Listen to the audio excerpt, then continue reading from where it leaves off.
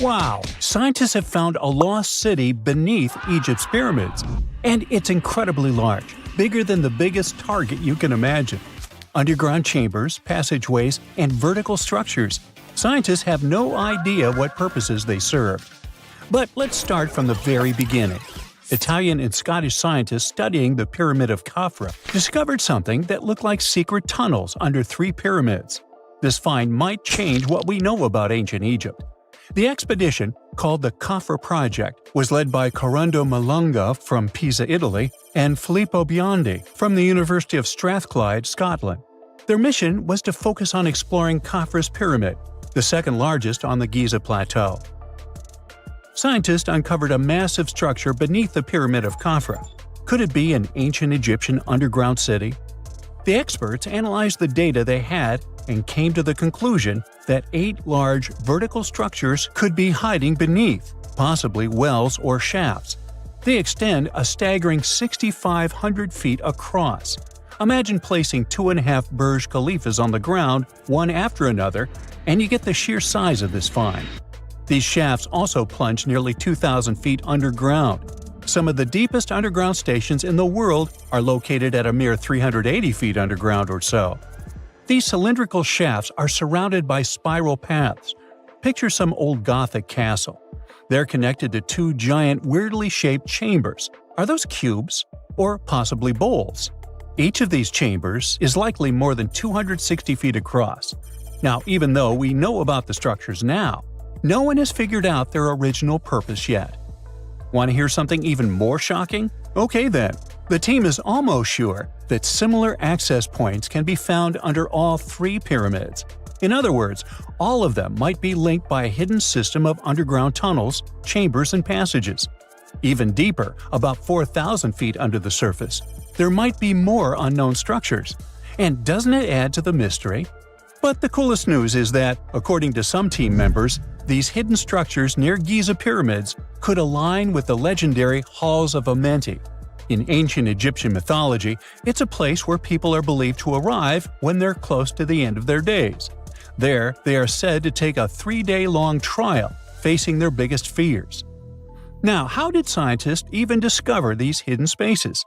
To uncover them, researchers used 2 satellites positioned 420 miles above Earth. They sent radar signals to the Giza Plateau, and these signals generated detailed images, which were later compiled into a 3D model of the underground layout, including the newly detected shafts. Then, using synthetic aperture radar or SAR technology, which is a type of radar that can penetrate through stone, the team also spotted 5 small room-like structures hidden deep within the pyramid. One of these chambers contained a sarcophagus, which was once thought to be the tomb of Pharaoh Khafra. But now, scientists believe this was a mistake. The true burial site is likely to be elsewhere. In any case, these 5 hidden rooms were completely unknown before the scans. They seem to be arranged in the center of the pyramid and are linked to underground pathways leading somewhere below the structure. There's an opinion that these tunnels could lead to more hidden chambers and wells. Some of them might be around 4,500 years old. Wow! What if they help us solve ancient civilization mysteries? Preliminary data suggests that all this underground space can be much more than a few empty chambers. There might be many more hidden structures near the Giza pyramids. How come? Well, the thing is, the structure appears to include hollowed-out sections with spiral pathways leading even deeper underground. Refining the images hinting at this could reveal an extensive subterranean network. It might be a whole city hidden under the surface. Now, despite the excitement surrounding these findings, there are also a lot of people who don't believe in the existence of the underground city. They're skeptical about the archaeological discovery in Egypt due to the lack of peer-reviewed verification. That's why several archaeologists and radar experts have challenged the validity of the claims. They've explained that the technology used to make the discovery may not be advanced enough to produce such detailed underground imagery. According to them, the 5 smaller chambers found near the surface could be natural formations, since the area had had sacred significance long before the construction of the pyramids. Some experts have even dismissed the use of radar methods in this context altogether.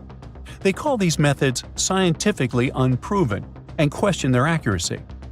The discovery has also reignited discussions about ancient Egyptian myths and the possibility of hidden texts lying somewhere beneath the Giza pyramids. The layout of the newly detected underground chambers shares similarities with mythological accounts of the Hall of Records, a rumored chamber that could preserve early Egyptian wisdom. If confirmed, these findings could significantly reshape the understanding of Egypt's sacred topography. Plus, this lost city beneath Egypt's pyramid could become physical evidence of previously unknown underground structures. That's why the Khafra project is super eager to begin excavating to confirm their findings. But getting approval from Egyptian authorities is a challenging process. The discoveries still need to undergo peer review before they are accepted by the academic community. By the way, this recent archaeological discovery in Egypt comes on the heels of another discovery involving a weird structure beneath the Royal Giza Cemetery, which researchers believe is unnatural in origin.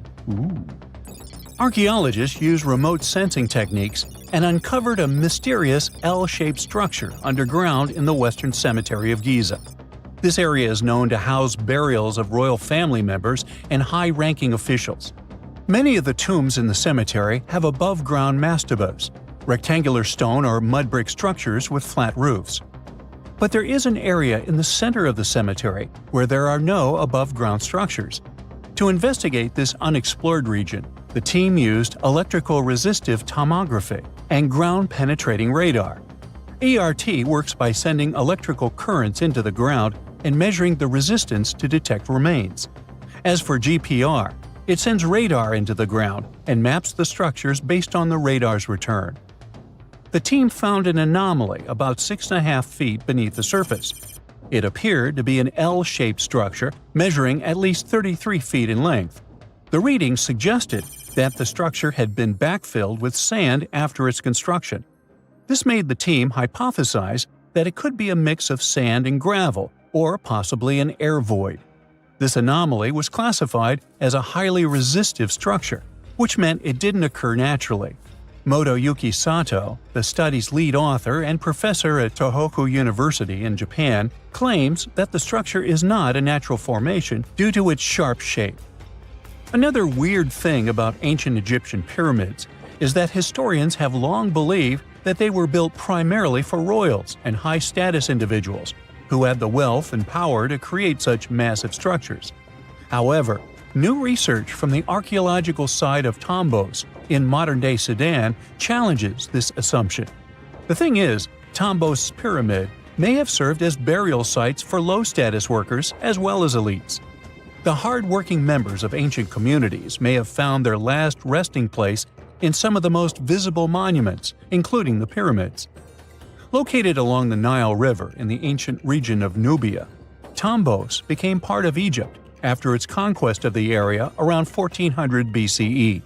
That's when Egypt established the site to strengthen its colonial control. Workers at Tombos built pyramids, but those were much more modest than the famous pyramids of Giza. The research team reanalyzed 110 human skeletons from Tombos, originally studied in 2012. In particular, they examined the entheses, the areas where tendons and ligaments attach to bones. Such an analysis can give us insights into the amount of physical labor a person performed. When someone does hard labor, their bones often develop distinct crests and ridges at these attachment points due to the stress on the tendons and ligaments. And while some skeletons showed little change in their entheses, suggesting they belonged to individuals from the upper classes, others showed more serious changes. It means they belong to lower-class workers. This finding can totally challenge our earlier understanding of pyramid burials, especially the idea that only elites were buried in the pyramids, because the pyramids themselves were designed for the elite. This recent research may prove that lower-class workers may have found their final resting place in these monumental structures too. In 1850, French scientist Auguste Mariette went to Egypt looking for manuscripts, but accidentally found a head of a sphinx sticking out of the dunes. He cleared the sand and figured out the sphinx was guiding the entrance to some underground construction. Several months later, he finally entered the Serapeum of Saqqara. Inside, he found an enormous granite sarcophagi with remnants of 64 bulls.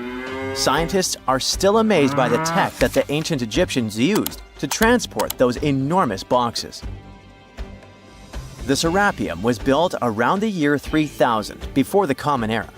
It was an underground tomb built to honor the sacred Apis bulls of ancient Egypt. It had a long hallway, almost 500 feet long, with giant stone rooms on both sides. Some of the sarcophagi weighed as much as 50 average cars, and all of them were made with super precision, with exact 90-degree angles. These sarcophagi were beautifully decorated with hieroglyphs and carvings that told stories about the lives and importance of the Apis bulls. Now, there are 24 sarcophagi left. In ancient Egypt, Apis bulls were very special animals connected to the deity Ptah. They thought the bulls carried Ptah's spirit and wisdom, helped the pharaoh, and protected the Egyptians. Priests looked for special markings on young bulls to find Apis bulls. It could be a white triangle on its forehead, which symbolized divine light, a shape on its back like a vulture's wing, and a scarab shape under its tongue, which stood for rebirth. If a bull had these signs, they believed it was chosen by Ptah and treated it like royalty. The chosen bulls lived in a special temple in Memphis, the city where they worshipped Ptah. They received the best care and offerings from visitors who wanted their blessings. When an Apis bull passed away, it was treated with great honor and mummified. When Mariette entered the Serapeum, he noticed traces of rollers on the gallery's floor and found 2 wooden horizontal winches. Each had 8 levers. Later, other explorers saw double rails. The burial chambers were lower than the hallway floor. To get the boxes into place, workers filled the chambers with sand so the sarcophagi could be rolled in straight. Then they slowly removed the sand to gently lower the boxes into perfectly cut spaces in the bedrock. A carved stone sign found in the Serapeum said it took 28 days to move just one sarcophagus and its lid into its spot during the time of Ptolemy II. The extreme precision of the sarcophagi with 90-degree angles also has an explanation. Ancient Egyptians wrote texts, or rather, papyrus, on geometry a long time ago. It shows that they knew the approximate number pi and could calculate the volume of a pyramid with its top cut off. If they could figure out complicated math like that back then, it makes sense that they could also carve perfectly flat surfaces 500 years later. All this sounds pretty legit, but some people think certain things don't add up here. The size of boxes is way larger than the size of bulls, yet they buried pharaohs in tiny coffins that barely fit their bodies. The sarcophagi are made out of granite with crazy precision, and they could have just used limestone, which would have made things way easier. The transportation of the boxes seems pretty simple, but only in theory. If one person could pull about 440 pounds, then at least 250 people would be needed to pull just one box. The tunnels in the Serapeum are really narrow, only about 2 feet wider than the boxes themselves. There's no way hundreds of people could have squeezed into those tight spaces to pull the boxes.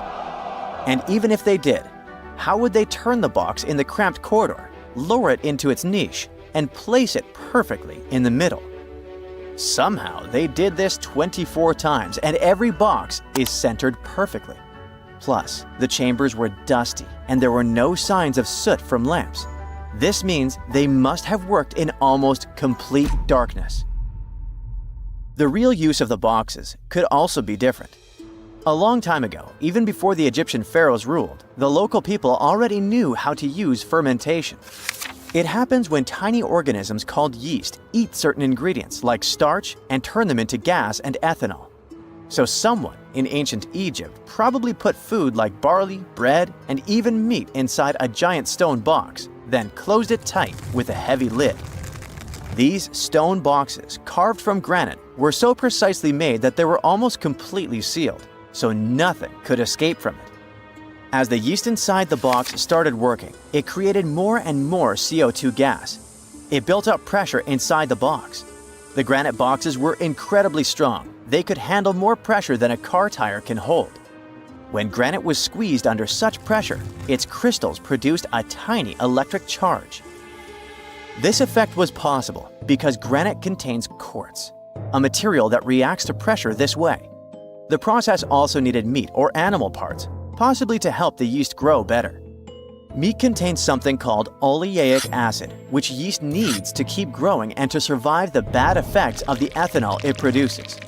As the pressure inside the box kept growing, the combination of gases and electricity made these boxes not just ancient fridges, but powerful energy systems. Over time, the pressure inside got so strong that it could push the lid open and the gas would escape with a pop. But when people rediscovered the Serapeum in 1850, they found old drawings that showed piles of stones stacked on top of some of the box lids. So, someone long ago probably tried to make the lids even heavier by adding extra weight to make it harder for the gas pressure to push them open. This extra weight also meant the quartz crystals in the granite could keep creating more electricity under all that pressure. If someone opened one of these stone boxes thousands of years later, they would only find bones from bowls that were placed in the box. And that's exactly what Mariette discovered in the 1850s. They opened the Serapeum for visitors soon after the first excavations in the second half of the 19th century. Prince of Wales even had a luncheon with his guests in one of the sarcophagi. Sands and earthquakes made the site inaccessible for a while, but now you can visit it again and try to solve the mystery yourself.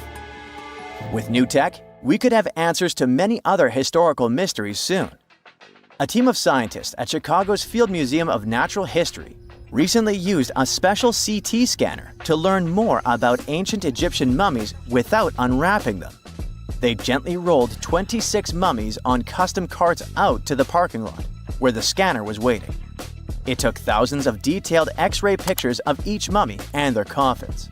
When all the pictures were put together, they created 3D images that showed what was inside, the skeletons, and some artifacts. The scientists hope these images will help them understand ancient Egyptian burial practices from over 3,000 years ago. Even though the scanning process only took 4 days, it might take 3 years to study all the data. But scientists were able to learn some personal details about the mummies. One of the most popular mummified individuals at the museum, Lady Cheneta, was a woman who lived in ancient Egypt about 3,000 years ago. It looks like she passed away in her late 30s or early 40s. To make sure her body looked complete for the afterlife, embalmers put stuffing in her neck to keep it from collapsing. They also placed artificial eyes in her sockets, so she would have eyes in the next world. She was wrapped in fancy linen and placed in a beautifully decorated coffin. The scans revealed that it had been carefully crafted with a slit at the back, which embalmers used to fit the body. There were also some artistic details on the surface, like markings for her knees. It looks like her burial was on the scale of a high-end luxury car. Most people know that pyramids were built as grand tombs for the pharaohs, designed to ensure they had a smooth journey to the afterlife.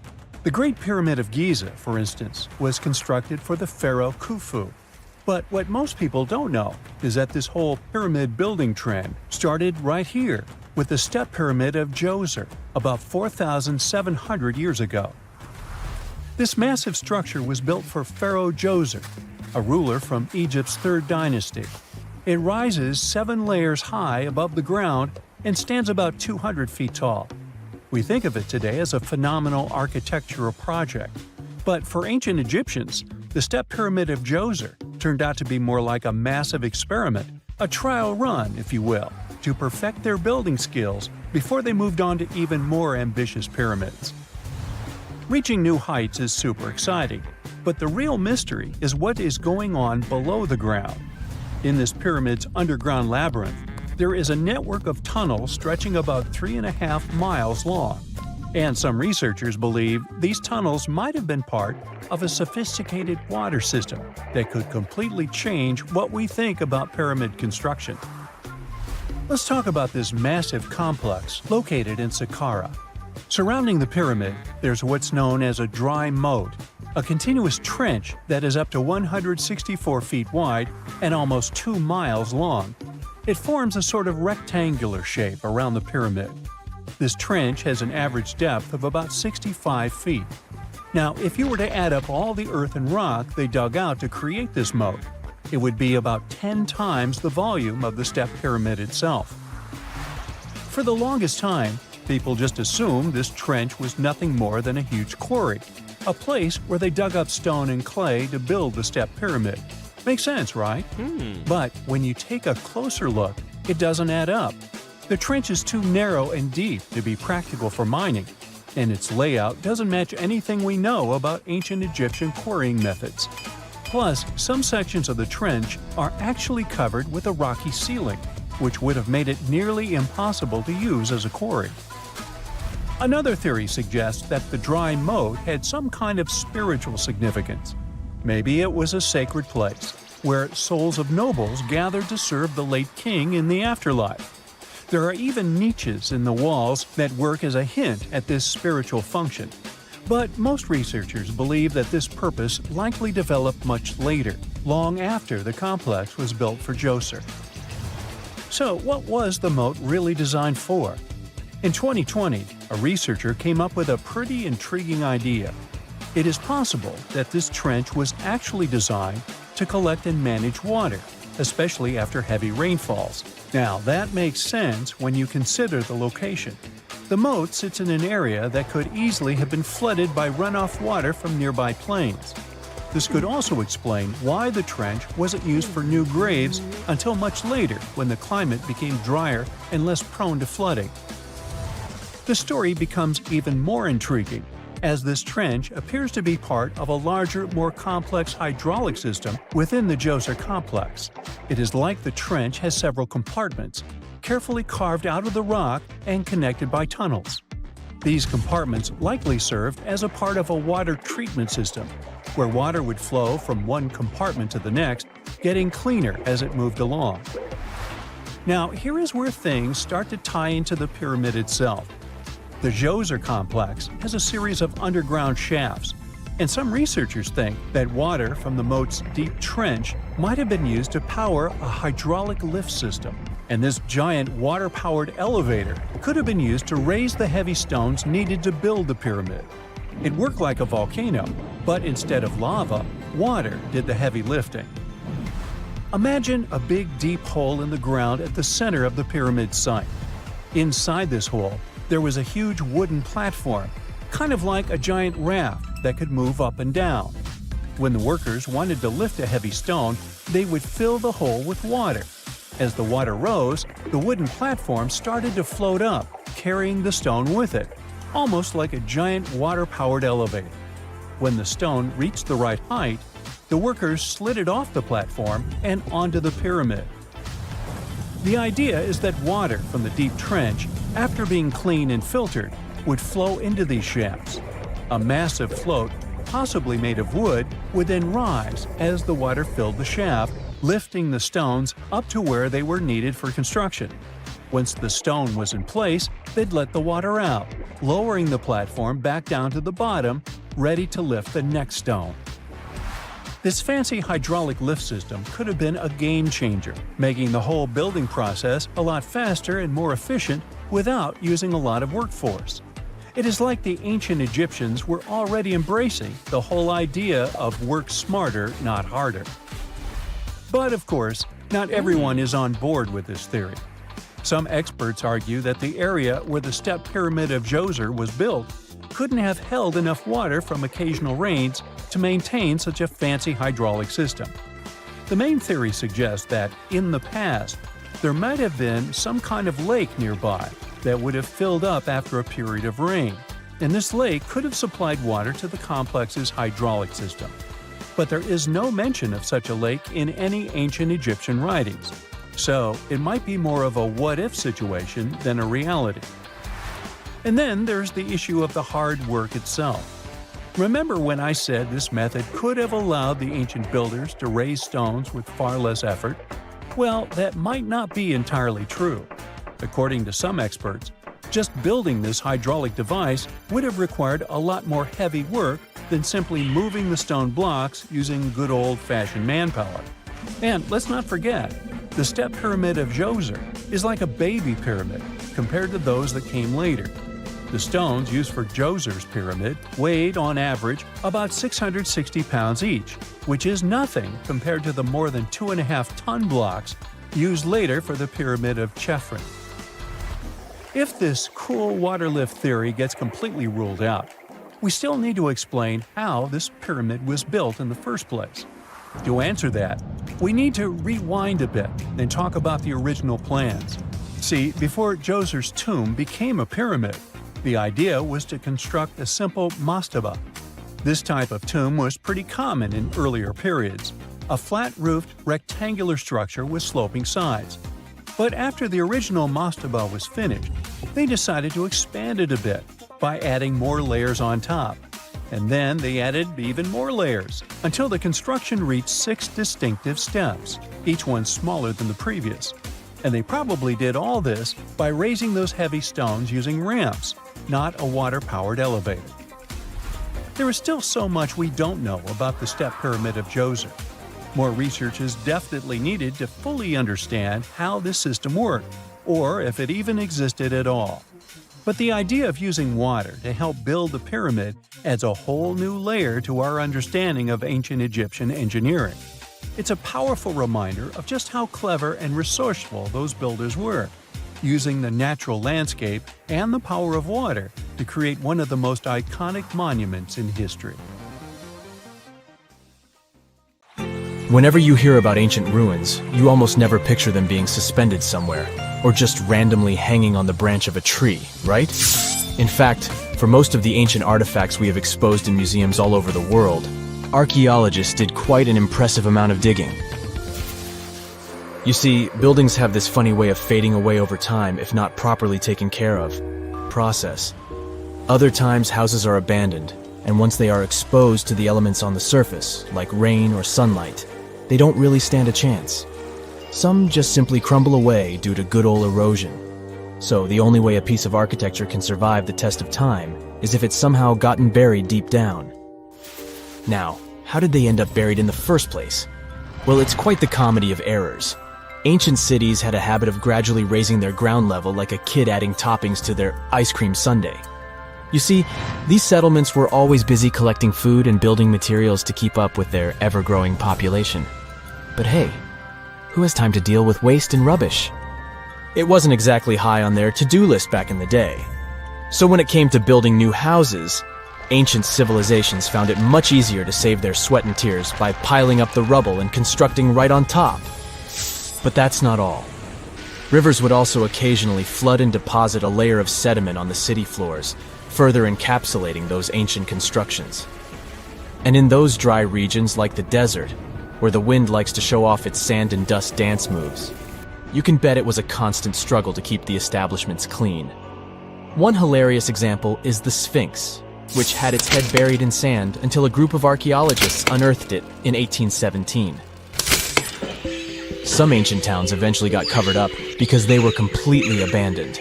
With less human activity to control their expansion, plant seeds couldn't resist the opportunity and sprouted all over the place. They gobbled up carbon dioxide from the air and grew, adding more and more bulk to the ground. Those cheeky roots even decided to stabilize the soil made from decaying plant matter, creating layers upon layers of earthy goodness. It's like the ultimate DIY project Mother Nature embarked on, with plants as her loyal helpers. The act of digging into the secrets of ancient civilizations is not just about unearthing a lost world. It's also an epic quest to reveal the hidden treasures beneath layers of history. But how do archaeologists know where to dig in the first place? If everything is covered in layers upon layers of sediments, debris, and plant roots, they must have some sort of system they rely on before embarking on a new project, right? For starters, they're not always the ones suggesting an archaeological dig in a certain location. Let me explain. Let's say you're a contractor and you want to build a new fancy apartment complex in your city. Some local legislations have certain requirements before your project can start, though. For instance, before anyone starts building on a piece of land, they might need to bring in specialists to check the soil. These clever folks can be archaeologists, geologists, or paleontologists, and they need to keep an eye on things during development. If any artifacts or ecofacts fancy word for organic remnants, are discovered, these experts swoop in to excavate and study them. But what about sites that have nothing to do with bulldozers and yellow hats? Archaeologists have more than one trick up their sleeves when it comes to locating ancient hotspots. They dive deep into historic records with a healthy dose of detective work. By sniffing out old documents and maps, they can piece together the puzzle of human activity in a specific area. If a site has been visited before, it's even better. Finding records of past excavations or historical accounts can give archaeologists lots of information on where to continue their treasure hunt. Before archaeologists start swinging their shovels, they engage in a bit of a visual scan mission. Armed with a grid system, they'll stroll around the site, keeping their eyes peeled for any artifacts that might be hiding just beneath the Earth's upper layer. From groundstone tools to historic glass and even ancient garbage dumps, yes, they're also valuable. These keen-eyed explorers can spot signs of human activity faster than most people. If they stumble upon midden soil, fancy term for a garbage dump, they know for sure that humans once called this place home. Archaeologists don't just rely on their trusty shovels, though.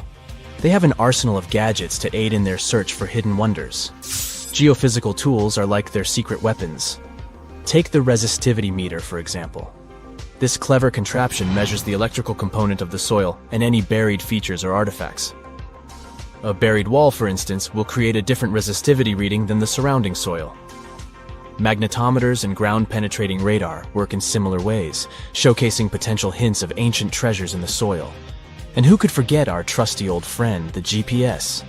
It helps archaeologists map out precise locations, like a high-tech treasure map, leading them straight to their pot of gold. Care to virtually visit some of the most important archaeological sites in the world? Well, follow me. In the United Kingdom, for instance, you'll find this interesting place called Stonehenge. It's one of many henges scattered around, but this one really takes the cake. Picture this. Massive ancient stones standing tall and proud, arranged in a funky outer ring and an inner horseshoe, with some smaller stones thrown in for good measure. And guess what? These amazing stones have been around for over 5,000 years. Talk about a serious case of rock-solid longevity. Now, here's where it gets interesting. According to local folklore, the legendary wizard Merlin whipped out his magic wand and poof! He teleported these massive stones all the way from Ireland. Apparently, some giants had assembled them there, but Merlin decided they would look much better at their new location. Others think it's just the ruined remains of an old Roman spiritual edifice. These amazing structures were built by our Bronze Age ancestors. With their simple tools and limited tech, they managed to create this monumental masterpiece. Impressive, right? Unfortunately, there's still so much we don't know about this area. Stonehenge's initial purpose remains a mystery to this day. Sure, there are lots of theories, but scientists have yet to agree on the subject. However, we do know that it's perfectly aligned to catch the sunrise during the summer and winter solstices. The ancient city of Pompeii is an equally amazing archaeological site. Picture this. Mount Vesuvius, a notorious troublemaker, decided to throw a volcanic tantrum and completely covered this ancient Roman city. It turned it into a time capsule, located outside present-day Naples in Italy. Fast forward to the year 1748, when a bunch of adventurous explorers stumbled upon Pompeii. Lo and behold, they discovered a treasure trove of well-preserved goodies. Streets, houses, food. Probably a bit stale by then. Blingy jewelry, fancy sculptures, colorful frescoes, everyday household items, and even animal and human remains. It was like an epic archaeological party. From the looks of it, Pompeii had it all. Fancy houses and villas, a massive 20,000-seat arena, cute little artisan shops, hangouts like taverns. And let's not forget the saucy spots like those luxurious bathhouses for some intense pampering. There's also the Sanctuary of Apollo, where people used to gather for their daily dose of worship. And of course, the bustling heart of the city, the Forum of Pompeii, where all the cool people used to hang out. And guess what?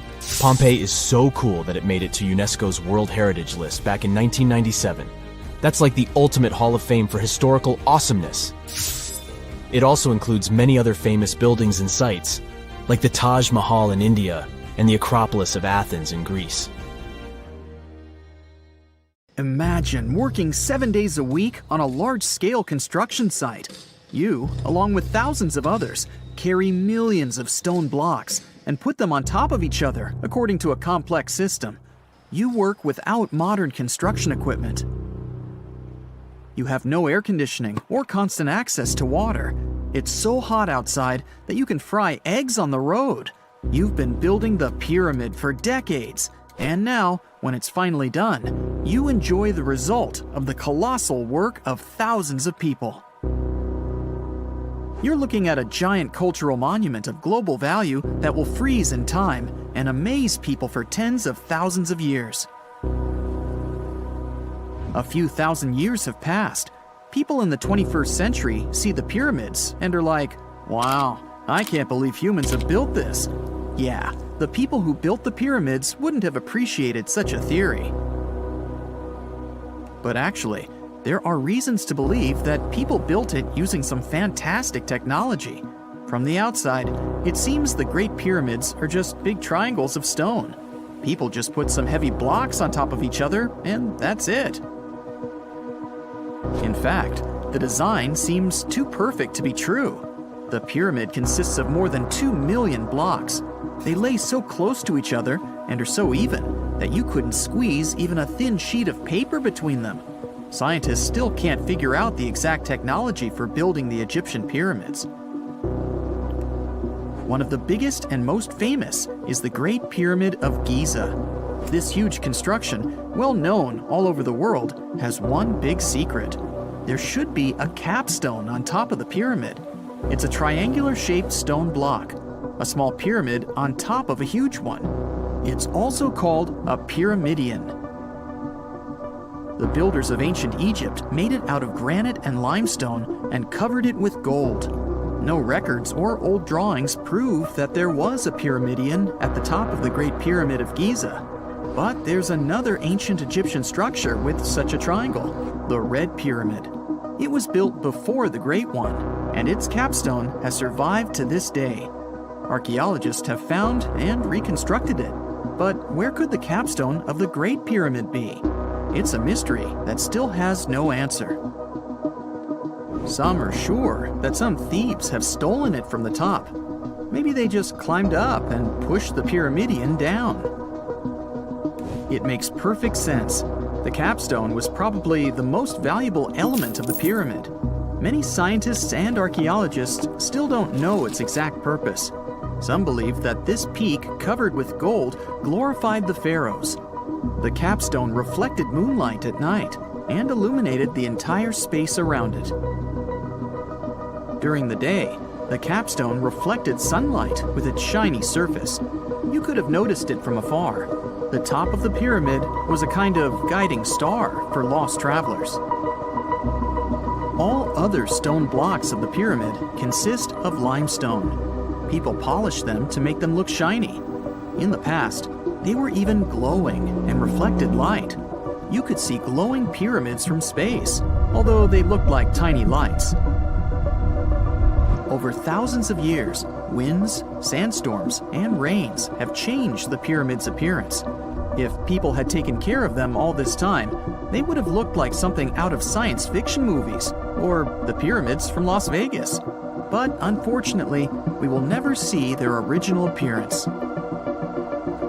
Some archaeologists and scientists believe that the capstone could absorb the sun's energy and distribute it evenly throughout the pyramid. No one knows precisely why the Egyptians needed this technology. There's a theory the pyramids are ancient energy systems. The pharaohs applied this energy to use some unique technologies that were more advanced than all the achievements of the 21st century. And the triangular shape of the pyramids was ideal for boosting this electromagnetic energy.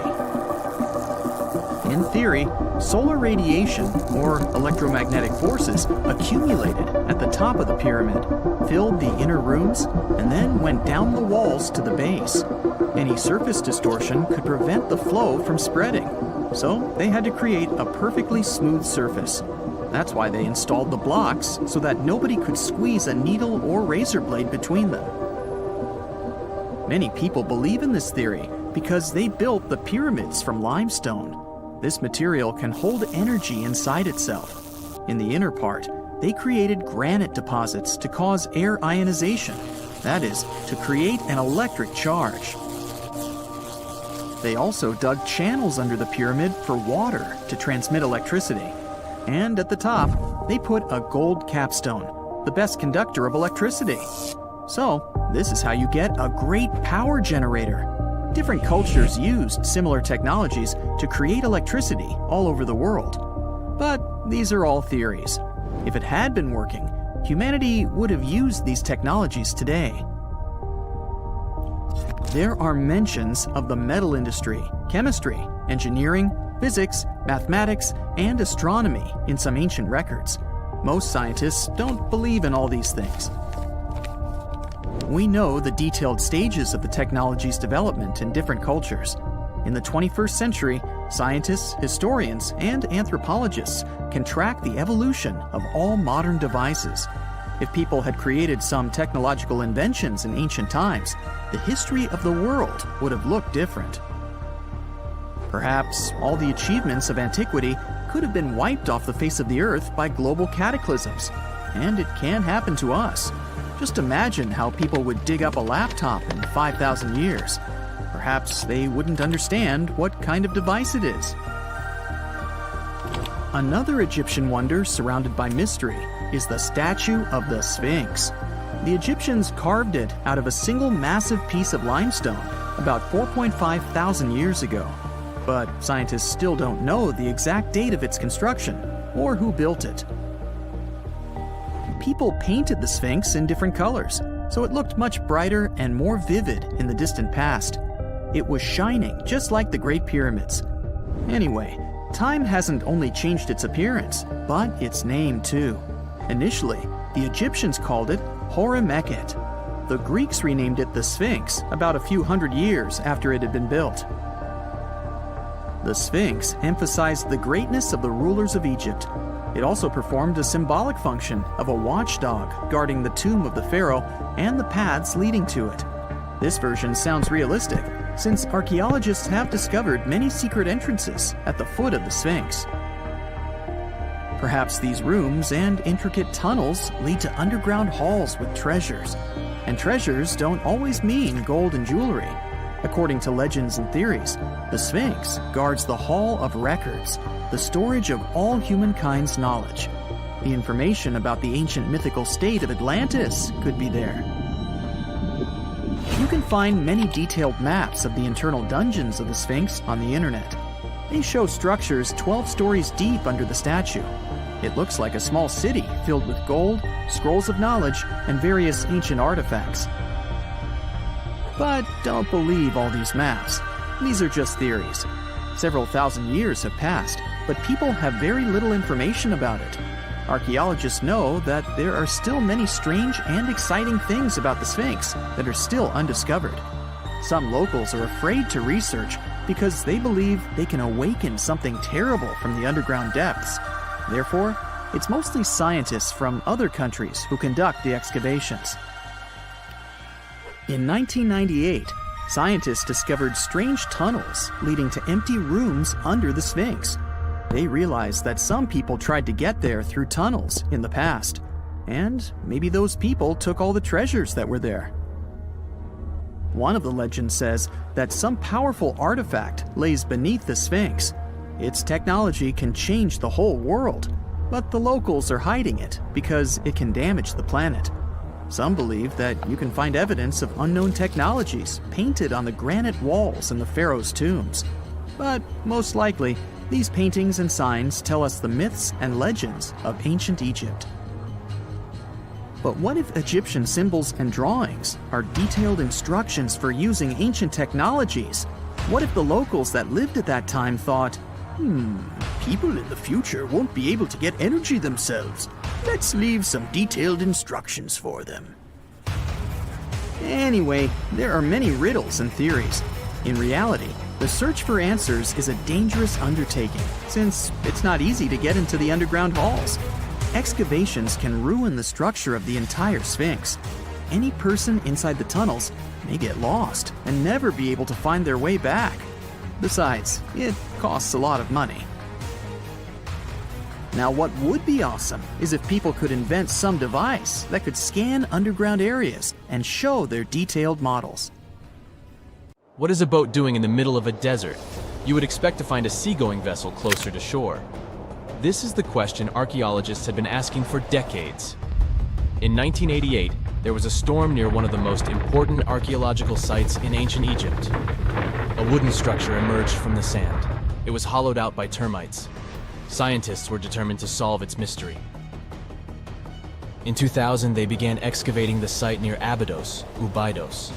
An American team of experts soon discovered a boat that was 70 feet long, and it wasn't alone. In total, there were 14 boats neatly resting next to each other. It was impossible to completely dig out the boats because of their poor condition. Luckily, the wood was preserved enough to get a sample. Analyses revealed that the boats were around 5,000 years old, the oldest fleet in human history to this date. The time of their construction predates the pyramids at Giza by half a millennium. Each ship of the fleet rested in a vault that matched its dimensions.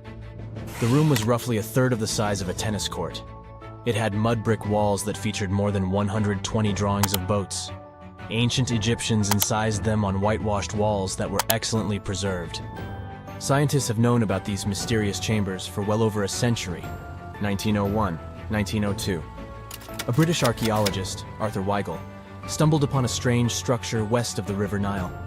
His team caught a glimpse of the interior walls. Sadly, a section of the roof collapsed, so they had to call off further exploration. Researchers abandoned the site, but its location remained on the maps. The boat's position first led scientists to think that they rested on a bank of the mighty Nile. But there was a problem with this theory. Today, the river flows almost 7 miles west of Abidos. Further studies of the surrounding terrain showed the Nile didn't change its course throughout history. Also, if the boats floated near a dock, they would be in unstable positions. The 14 vessels at Abidos were perfectly parallel to each other. There was only one conclusion possible. Someone had deliberately placed them like that. They must have gone through a lot of effort. Each boat had enough room for up to 30 rowers. These vessels could really float. They weren't models, but scholars still don't know if they actually sailed any body of water in ancient Egypt. This doesn't diminish the importance of the find. Previously, archaeologists found only small-scale models. In King Tut's tomb alone, there were 35 boat models. For a long time, these figurines were the only clues as to how ancient Egyptian vessels looked like. The boat's design confirms that they were the real deal. They are the earliest surviving examples of something called built boats. Ancient people constructed primitive vessels by hollowing out large tree trunks. The alternative was reed that was tied together to form a raft. The boats at Abidos had planks tied together. This was a major breakthrough in shipbuilding. During their lifetime, the boats must have seemed impressive. Timber was a valuable commodity at the time. There was no wood in the desert. Cedar had to be imported from Lebanon. The only person who could afford such luxury was the pharaoh. Studying the area around the ancient fleet provided more answers. Scientists discovered a mud brick structure where Egyptians worshipped the pharaoh. Its approximate date of construction matches that of the wooden boats. The same bricks out of which this building was made were used to encase the fleet. At the time of their construction, the rooms they were stored in had a ceiling. That's the section that archaeologists stumbled upon in the early 20th century.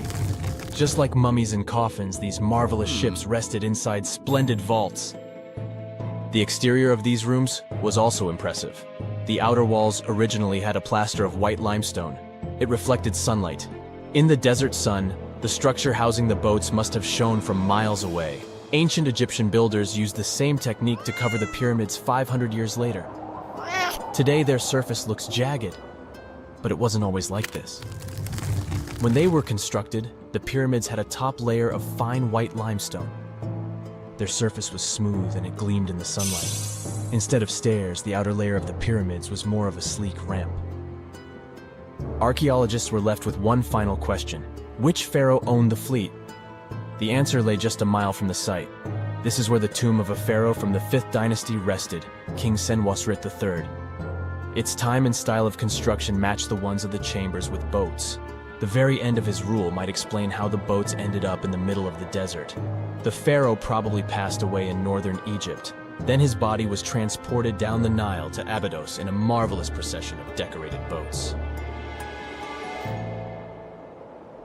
The vessels were later lowered to chambers near the final resting place of their owner. This had a symbolic meaning. In the ancient Egyptians' belief system, ships played a key role. Their supreme deity was Ra. He traveled through the sky during the day in the form of the sun. At nighttime, he sailed through the netherworld in a solar boat. The pharaoh identified himself with Ra. That's why he needed boats in the afterlife. That was the only way to regenerate himself. Just as the sun rises every day above the horizon. This belief existed for thousands of years. The more famous Pharaoh Khufu also had a ship. Scientists found it in 1954 next to his pyramid at Giza. It is some 4 centuries younger than the Sphinx in Egypt. But there are many more secrets hiding beneath the endless sands of the Sahara Desert. Recently, 2020, archaeologists found a lost city there. They have labeled it as the most important discovery since King Tut's tomb, 1922. The city of Aten is some 3,000 years old. Historians hope it will give them a unique insight into the everyday life of ancient Egyptians. The famous archaeologist and Egyptologist Zahi Hawass proclaimed the site a lost golden city. Aten sits some 300 miles south of Egypt's capital, Cairo. It is close to the famous Valley of the Kings. Archaeologists first found sections of mud brick walls that spread out in all directions. They discovered complete rooms with tools of everyday life inside. The research team unearthed a bakery, a residential neighborhood, and an administrative district.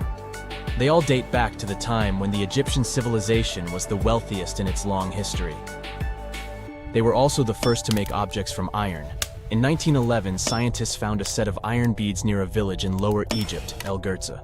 These are the earliest known iron artifacts. The discovery is literally out of this world. Ancient people made them by beating into shape a piece of a meteorite. The 9 beads were once part of an ornate necklace. They are now blackened and corroded, which is perfectly normal for a piece of jewelry that is over 5,000 years old. They consist of an iron-nickel alloy. Researchers were impressed by the skill of ancient jewelers who processed the beads.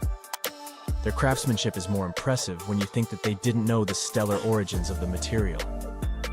The Great Pyramid of Giza also has a remarkable feature. An international research group investigated the electromagnetic response of the structure to radio waves. They found that the pyramid has the ability to concentrate electromagnetic energy inside it. This occurred inside its chambers as well as under the pyramid's base. It contains an underground, unfinished chamber. It seems that the electromagnetic response is connected with the properties of limestone, the Great Pyramid's main building material. The research results might have a practical application. The way solar cells and nanosensors function could be improved by this remarkable find. When you hear the word mummy, you might get a chill down your spine. That's because most of us associate this word with those creepy characters we've seen in some scary movies. But in reality, mummies have helped us understand a lot about ancient civilizations, their rulers, and about how people used to deal with losing their loved ones. The people most famous worldwide for their mummies are the ancient Egyptians. They believed that some sort of existence after passing away was possible, if certain conditions were met. That's why they insisted on preserving the human body through the process of mummification and placing the mummy in a furnished tomb, kind of like giving it a fully functioning apartment of its own. Why did they believe in this?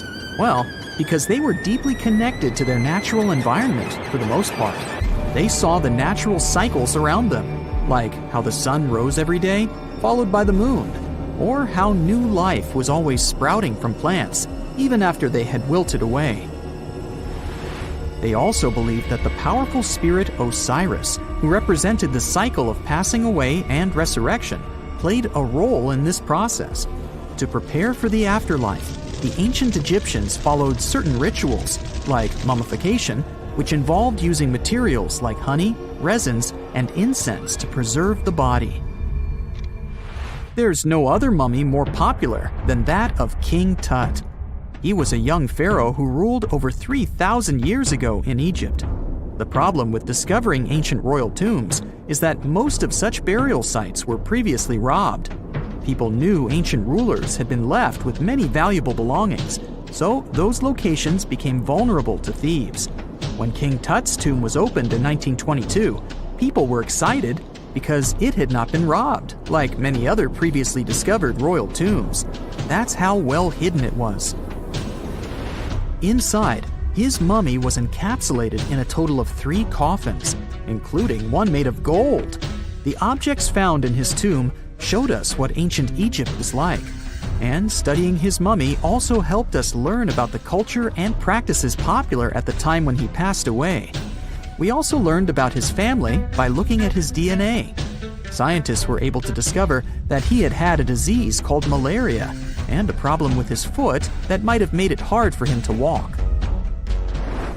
Ramses II was another pharaoh in Egypt who ruled for 68 years, which was quite a lot back in the day. He was known for his expansion campaigns and building projects. Many objects from his time as a ruler still exist today, including a large statue of him. Ramses II was about 6 feet tall and lived to be about 90 years old. After looking at his mummy, scientists concluded that he may have had a medical condition that affected his spine. Now, remember those thieves I mentioned before? They are probably the reason why Ramses II ended up in a plain coffin in a secret collection of royal mummies at Deir al-Bahari, which was rediscovered in 1881. Thankfully, archaeologists were able to identify him because his journeys had been recorded on his wrappings. The process was really tedious too.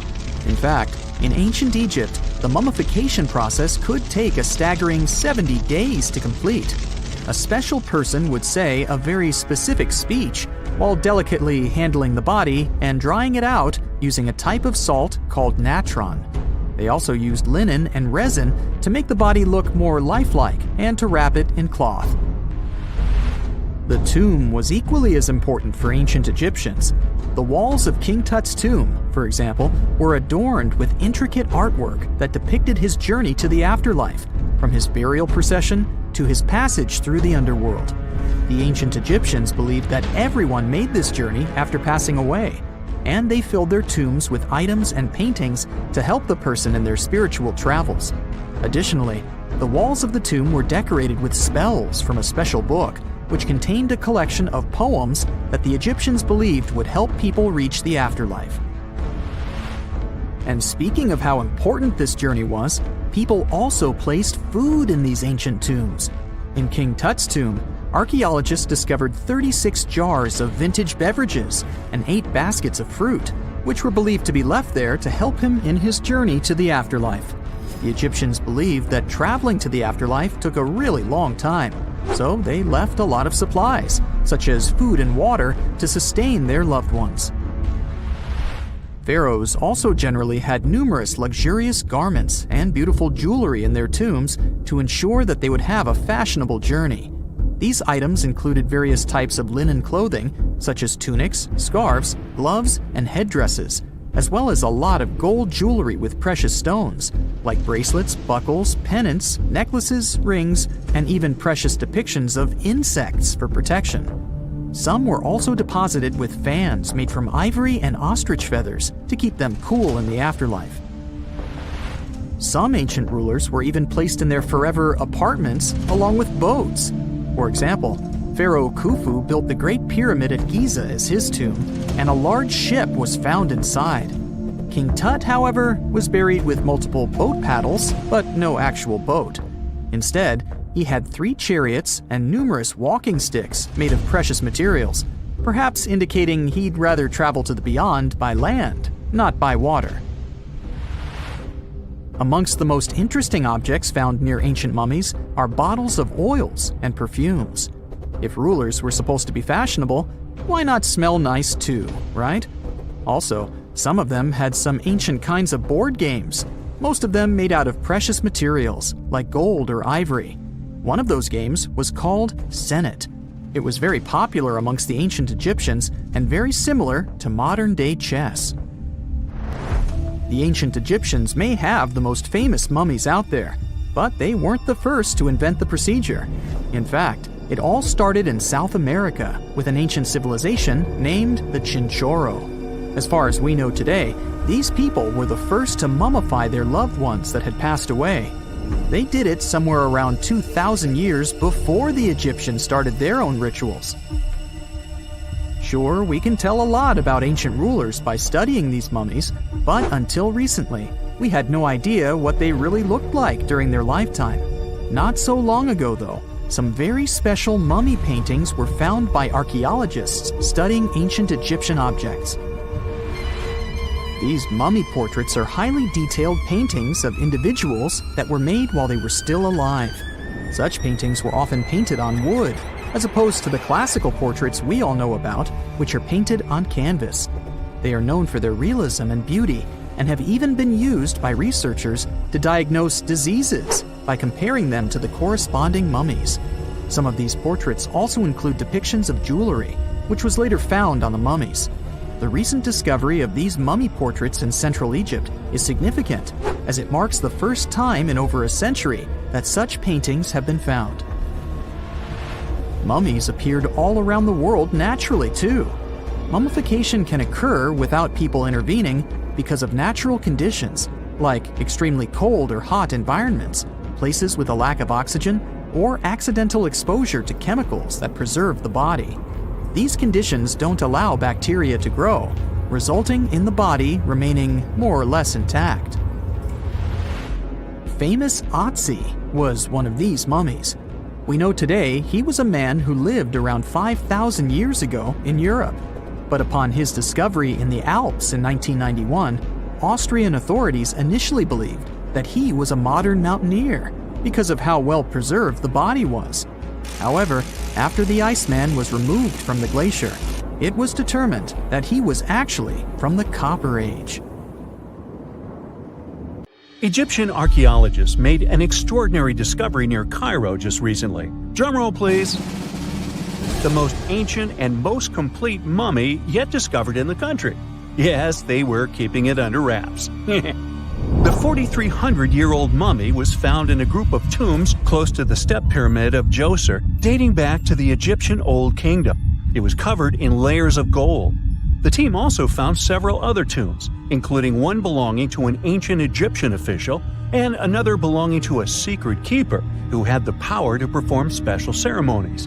Another interesting tomb was that of a writer, which featured the largest statues ever found in the area. This vast burial site is also home to more than a dozen pyramids and resting grounds. Probably one of the most famous mummies in the world is that of Hatshepsut. She ruled Egypt like a boss for around 20 years, building all sorts of impressive buildings and creating new trade routes. But when archaeologist Howard Carter found her tomb in the Valley of the Kings, her sarcophagus was empty. However, Carter did find two coffins in another tomb, one of which belonged to Hatshepsut's wet nurse and the other to an unknown woman. In 2006, a team of specialists decided to investigate whether that mysterious lady was the queen herself. They found a molar tooth in a wooden box with Hatshepsut's name on it, and when they compared it to a gap in the mummy's mouth, it was a perfect match. Ramses II was a pretty impressive ruler, but it was his mummy that eventually made history. Now, we don't hear too much about his daddy. Okay, I'll stop. Ramses is considered to be the most powerful pharaoh in all of Egypt, as he reigned for a whopping 6 decades. He also lived to be over 90 years old. Now that's pretty amazing, considering the time he lived in. Ramses II supposedly had over 100 offspring too. Talk about a big family. When he passed away, his body was originally buried in the Valley of the Kings, but some sneaky guys tried to rob his tomb of all his treasures. Officials back in the day weren't having any of that though, so they moved his body to a secret location to keep it safe. Fast forward to the 1800s, and Ramses II's mummy was discovered along with a bunch of other rulers and important officials. But it wasn't in the best condition, so archaeologists flew it to Paris to get it, pampered. Problem was, he couldn't just be transported into another country. The only solution available was to give Ramses II his own passport. His occupation was listed as king, and the document even featured his photo. You know, most mummies aren't necessarily known for having the most hydrated skin. But that of an ancient woman, also known as Lady Di, proves otherwise. No, not that Lady Di. This wealthy lady from ancient times was discovered in an ornate tomb in 1971, and she looked fabulous, if we can say so about a mummy. Thanks to the special conditions in her tomb, like the moisture in the environment and the lack of oxygen, her body was almost perfectly preserved. Her skin was soft, her hair was on point, and she was still flexible. The museum that now proudly displays her mummy also shows a ton of fancy items that were buried with her, like dinnerware and musical instruments. Archaeologists investigated the mummy further and discovered that she passed away from a heart attack at around 50 years old. Even though it hasn't been around for over 2,000 years, Lady Di is still making history. The mummy of Otzi the Iceman was discovered in the Alps in 1991. Austrian authorities initially thought he was a modern mountaineer because he was so well preserved. Turns out, he was actually from the Copper Age. He was found in a mountain pass over 10,000 feet above sea level. Through studying his mummy, we've learned so much about life in Copper Age Europe. For example, we know that he was a native of Central Europe and enjoyed eating meat. He also suffered from arthritis, narrowing arteries, and intestinal problems. But he likely used acupuncture and medicinal herbs to treat these conditions.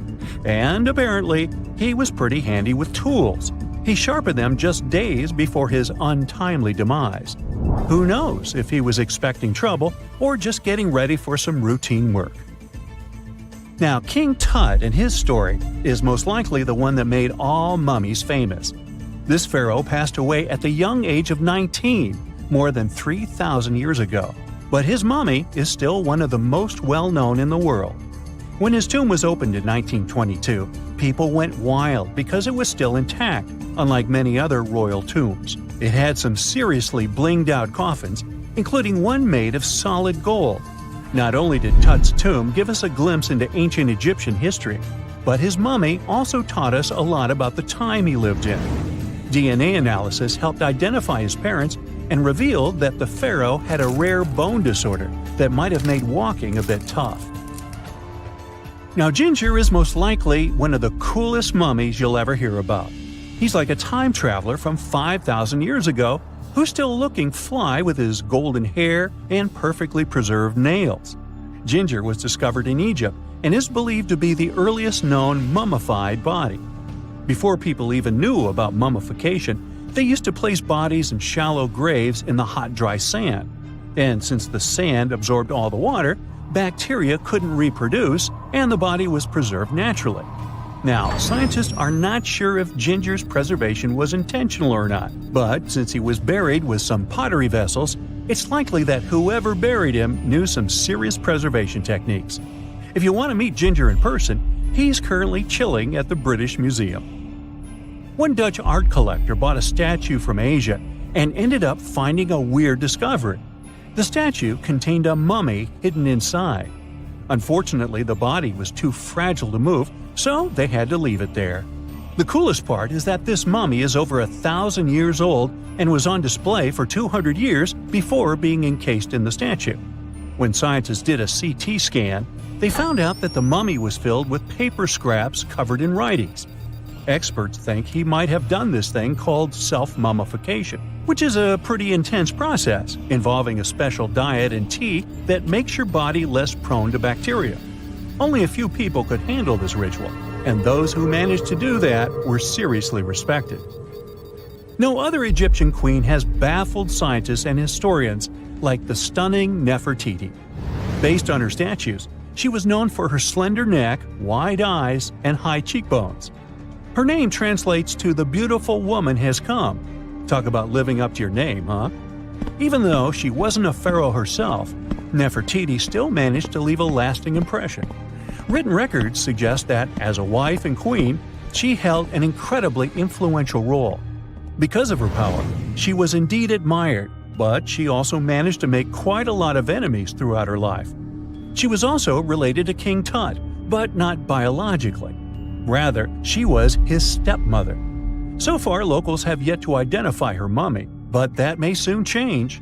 A local Egyptologist who has been busy excavating tombs in the Valley of the Kings has found 2 mummies that he believes could be Nefertiti and her daughter. According to specialists, we may soon finally get a definitive answer about the identity of these 2 mummies. And if one of them does turn out to be Nefertiti, we could be in for a real treat. DNA analysis and CT scans of the mummy could give us the most complete and accurate image of the queen that we've ever seen. It's crazy to think that we've only scratched the surface of what lies beneath modern-day Egypt. Nefertiti ruled during a time of great power and prosperity in Egypt, but unfortunately passed away in a period of social turmoil, leading to her gravesite being lost. Now, where's my mummy? A gruesome discovery took place in Egypt some years ago. You want to hear about it? 16 human hands, carefully buried in 4 eerie pits. They didn't look too much like human hands at first, since they were abnormally large, but they were. Weirdly, there were only right hands. No left hands were in sight. It turned out that it points to the practice of an ancient dark ritual.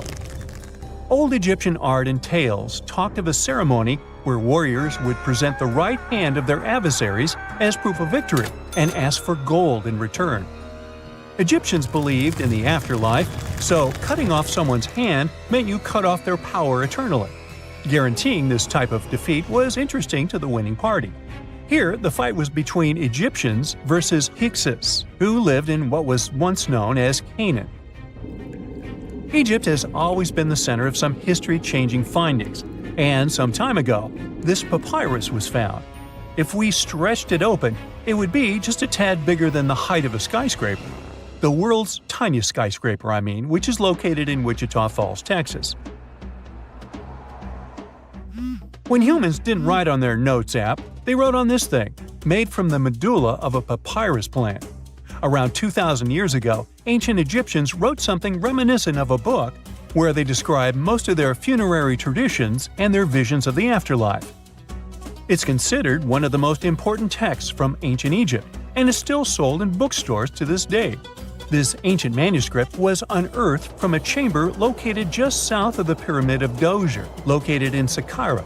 Oh yes, Djoser is the oldest pyramid in Egypt and not the Giza pyramids like most people think. So recently, the site of Saqqara buzzed with excited archaeologists who probably found one of Egypt's oldest complete mummies. They believe that this beautiful and well-preserved mummy was that of a wealthy man. He was discovered in a deep shaft, covered in layers of gold leaves. There are many symbols that show he was an important and wealthy man, like the band he wore on his head, the bracelet on his chest, and the fact that he was embalmed with a tunic, which was reserved for Egypt's finest. The most exciting part of the entire discovery was finding the resting place sealed with mortar, just as the ancient Egyptians had left it 4,300 years ago. Now this may sound weird, but back in 2008, archaeologists discovered a missing pyramid. Now it went missing because it deteriorated over the span of 4,000 years. Today, you can only see its base. It was a pretty important site back in ancient times. It is said that around the area of the pyramid, the ancients hosted a special type of ceremony where high priests would carry mummified remains of sacred bulls. Now here's a fun fact. Ancient Egyptians believed that Apis bulls were earthly incarnations of the city deity of Memphis and was connected to rites of fertility. It wasn't just any Apis bull though.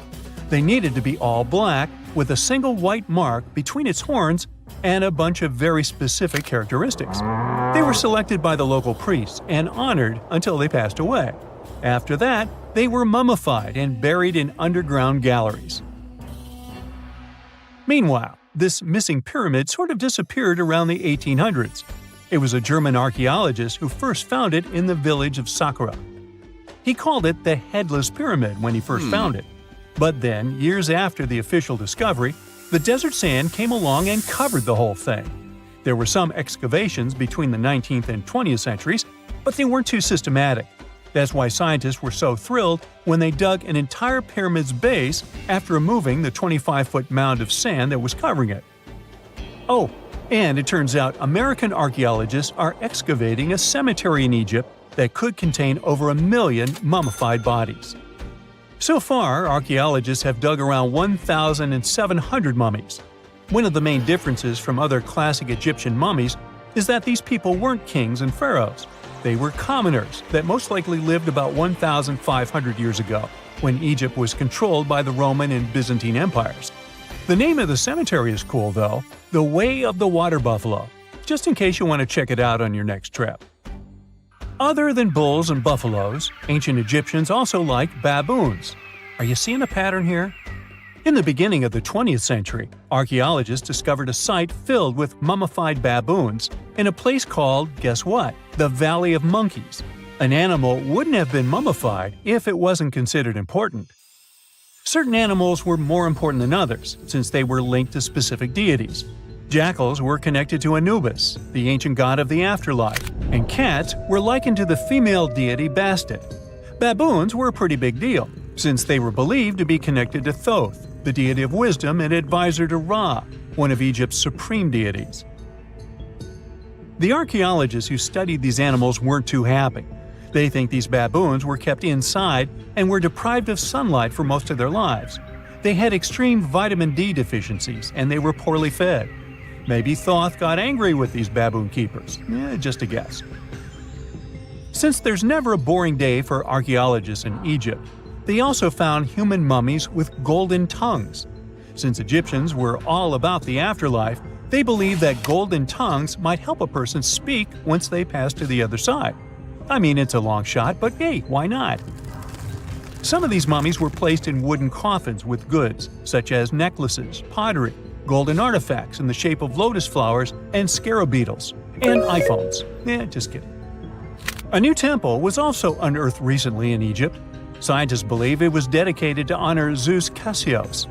That deity would be a cross between Zeus, the almighty Greek deity of the sky, and Mount Cassios. While digging around the Sinai Peninsula in Egypt, archaeologists spotted two pink granite columns poking out of the ground, and bingo. They believe these columns represented the temple's front gate and collapsed during an earthquake many years ago. And speaking of deities, there weren't only super serious deities. Recently, scientists unearthed a golden ring in a city south of Cairo. No, Frodo, it's not magical. It was a normal gold ring, but it had the depiction of the deity of fun, officially named Bes. This deity is often described in sacred texts as a happy chubby dwarf. Today, many tattoos we get are sorta deprived of any sense and are made of aesthetic purposes only. In ancient Egypt, though, women would get tattoos as a token of protection for childbirth. That's what scientists think, at least. Around the Nile region, scientists found some mummies that had well-preserved tattoos, which is a rarity since the skin deteriorates so easily. Two of these women tattooed their lower backs, and the drawings were simple. They were mostly pictures, including that same chubby dwarf we just talked about, Bes. He also had a side hustle as the protector of women during childbirth. Now, would you believe me if I told you ancient Egyptians invented robots? No? Well, that's because that's not entirely true. Sure, they were astronomers, mathematicians, and engineers, and somehow they also squeezed an eccentric invention into that package. An automated deity some scientists called Hathor. This wooden statue had been in the Metropolitan Museum of Art for years before someone noticed its secret. With the help of an X-ray machine, specialists discovered a mechanical operating system inside it. The pulley-like axis goes from the statue's shoulder to her left leg. When the system rotates, the statue raises and lowers her hand. Hey, pick me! Pick me! I got my hand up here.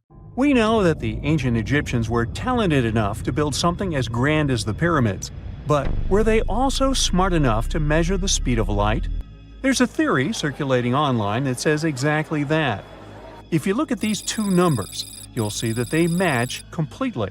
The first one is the speed of light in a vacuum measured in meters, and the second one is the latitude of the Great Pyramid of Giza. So, was it done on purpose, or is it just a coincidence?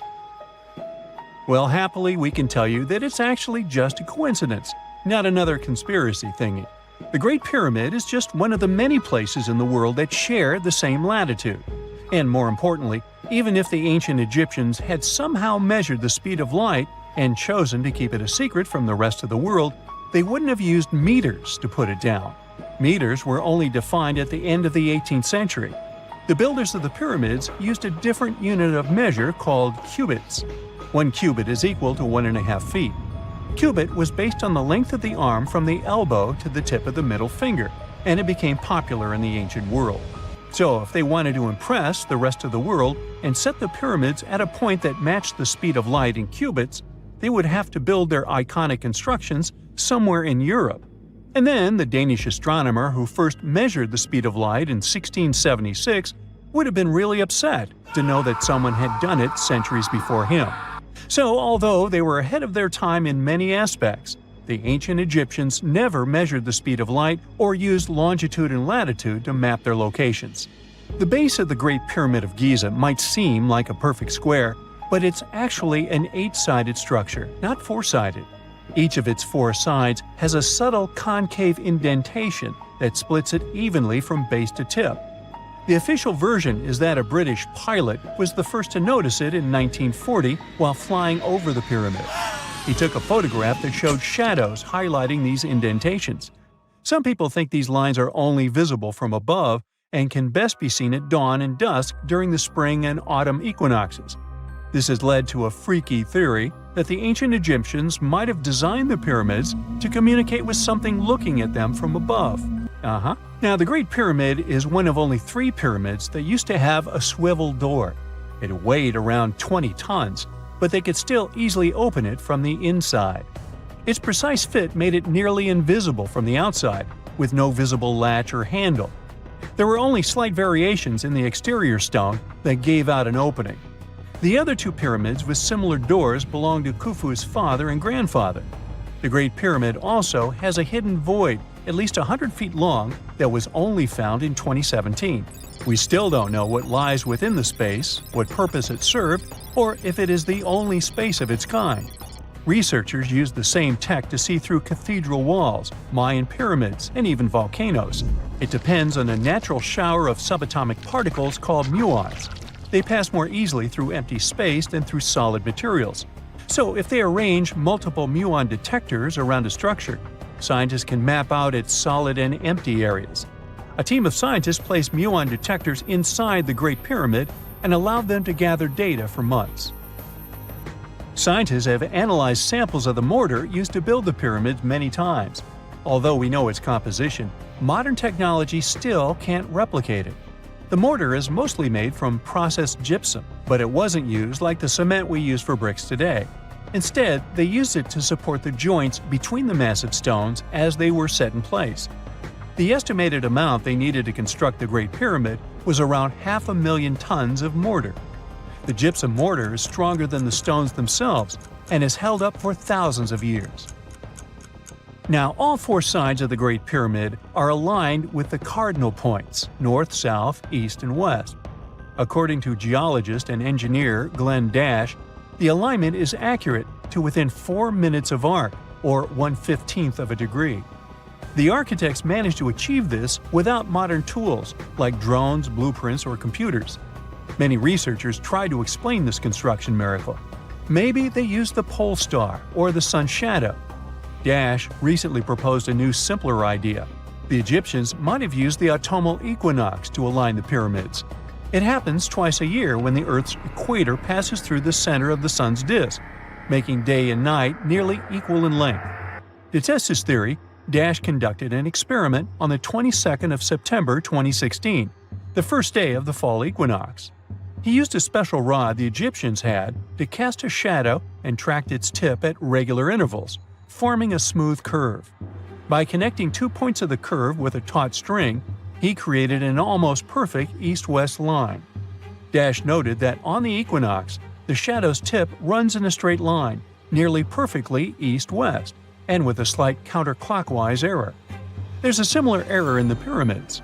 Although his experiment was conducted in Connecticut, Dash believes that the same method would work in Egypt. All the ancient Egyptians needed was a clear, sunny day. They could determine the fall equinox by counting 91 days from the summer solstice. But they left us few clues, and no engineering documents or architectural plans have been found that explain their methods. So they might have mapped shadows, but it's not definite. Now, scientists have long wondered how heavy stone blocks were carried to the pyramid sites, and they might finally have an answer. A research team from the University of North Carolina, Wilmington, has discovered that 31 pyramids are likely to have been built along a long-lost ancient branch of the River Nile. It's now hidden under desert and farmland. For many years, archaeologists have thought that ancient Egyptians must have used a nearby waterway to transport materials, equipment, people, and whatever else they needed to build the pyramids on the river. But up until now, they weren't certain of the location, shape, size, or proximity of this waterway to the site of the pyramids. The group of researchers used radar satellite imagery, historical maps, geophysical surveys, and sediment coring to map the river branch. They believe it was buried by a major drought and sandstorms thousands of years ago. The team managed to go below the sand surface and get images of some hidden features thanks to radar technology. They found hidden rivers and ancient structures running at the foothills of where most of the ancient Egyptian pyramids lie. The discovery of this extinct river branch helps explain the high pyramid density between Giza and Lish, in what is now an inhospitable area of the Sahara Desert. Now, Egypt isn't the only country with the most pyramids in the world. The champion's title here goes to its southern neighbor, Sudan. It has between 200 and 255 pyramids, compared to Egypt's measly 138. They were built by members of the Kingdom of Kush, an ancient civilization that ruled the lands along the Nile River many years ago. They started erecting pyramids around 500 years after the Egyptians had stopped doing it. Their pyramids are much smaller than the Egyptian ones, but were built for the same purposes. Archaeologists are still working to find out how the pyramids in the Sudan were built, how long it took to complete them, and what happened to their society.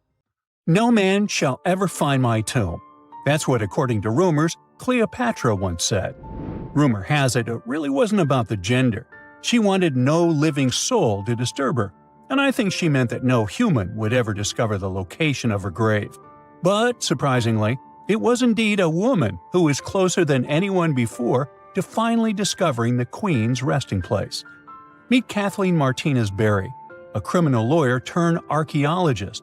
She got so intrigued with Cleopatra's story that she packed her bags and went to Egypt with no official support and even no permission from the authorities. All she had was pure determination to find the Queen's tomb. Now, you could say Kathleen had always been ahead of the game. She skipped grades in school, mastered piano, chess, swimming, and martial arts, and grew up listening to top intellectuals debating in her home. And she even got her law degree at just 19, and archaeology was her side passion. She had never actually been to Egypt, never dug up a single artifact. But her fascination with Cleopatra went all the way back to an argument with her father in 1990. That day, she walked into his library looking for a copy of Antony and Cleopatra by Shakespeare. Her dad, Fausto Martinez, a professor and legal expert, casually called Cleopatra a seductress. Kathleen wasn't having it. She fired back, arguing that history had been totally unfair to Cleopatra. The Romans, she said, wanted to destroy her reputation, and for centuries, people had just believed their version of the story. The debate went on for hours, and in the end, her father admitted maybe he had judged Cleopatra too harshly. That conversation changed everything for Kathleen. From that day on, she read every ancient text she could find, especially Plutarch's account of Cleopatra and Mark Antony. The more she learned, the more convinced she became that Cleopatra wasn't just some queen who fell for the wrong guy. She was a genius, playing a dangerous political game to keep Egypt independent. And the more she read, the more she started thinking, what if everyone had been looking for Cleopatra's tomb in the wrong place?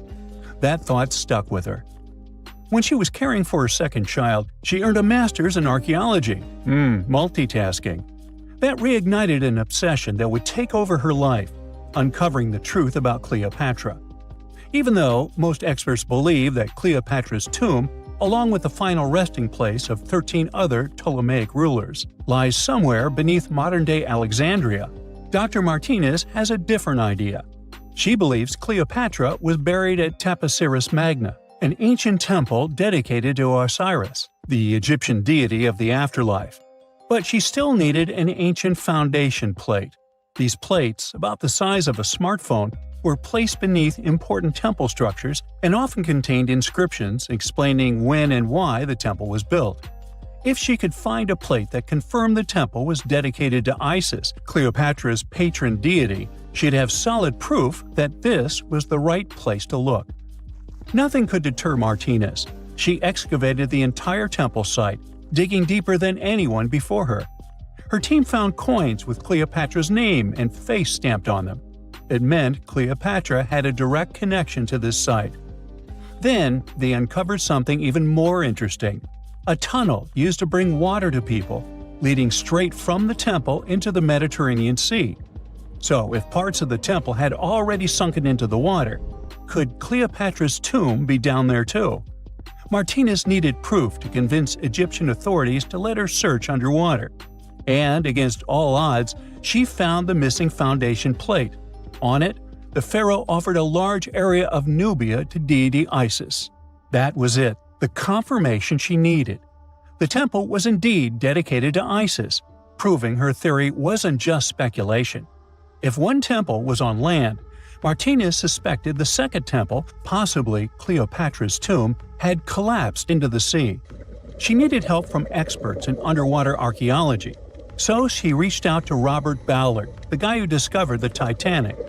With support from the Egyptian authorities, she and her team began exploring the waters off the coast of Alexandria. And what they found was mind-blowing. Underwater, they discovered massive stone structures, some standing 6 to 10 feet tall, right where the coastline would have been thousands of years ago.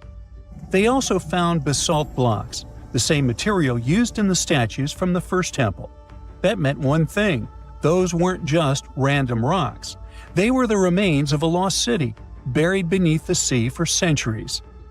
Now, we can only wait and see whether Martinez and her team will be able to unravel one of the greatest mysteries of the past left by the outstanding woman that was Cleopatra.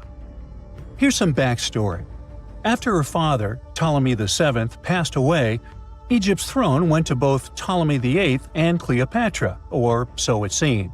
Cleopatra, just 18 at the time, allegedly married her 10-year-old brother. Yeah, ancient royalty had some different customs, though there's no solid proof of that. But sibling love didn't last long.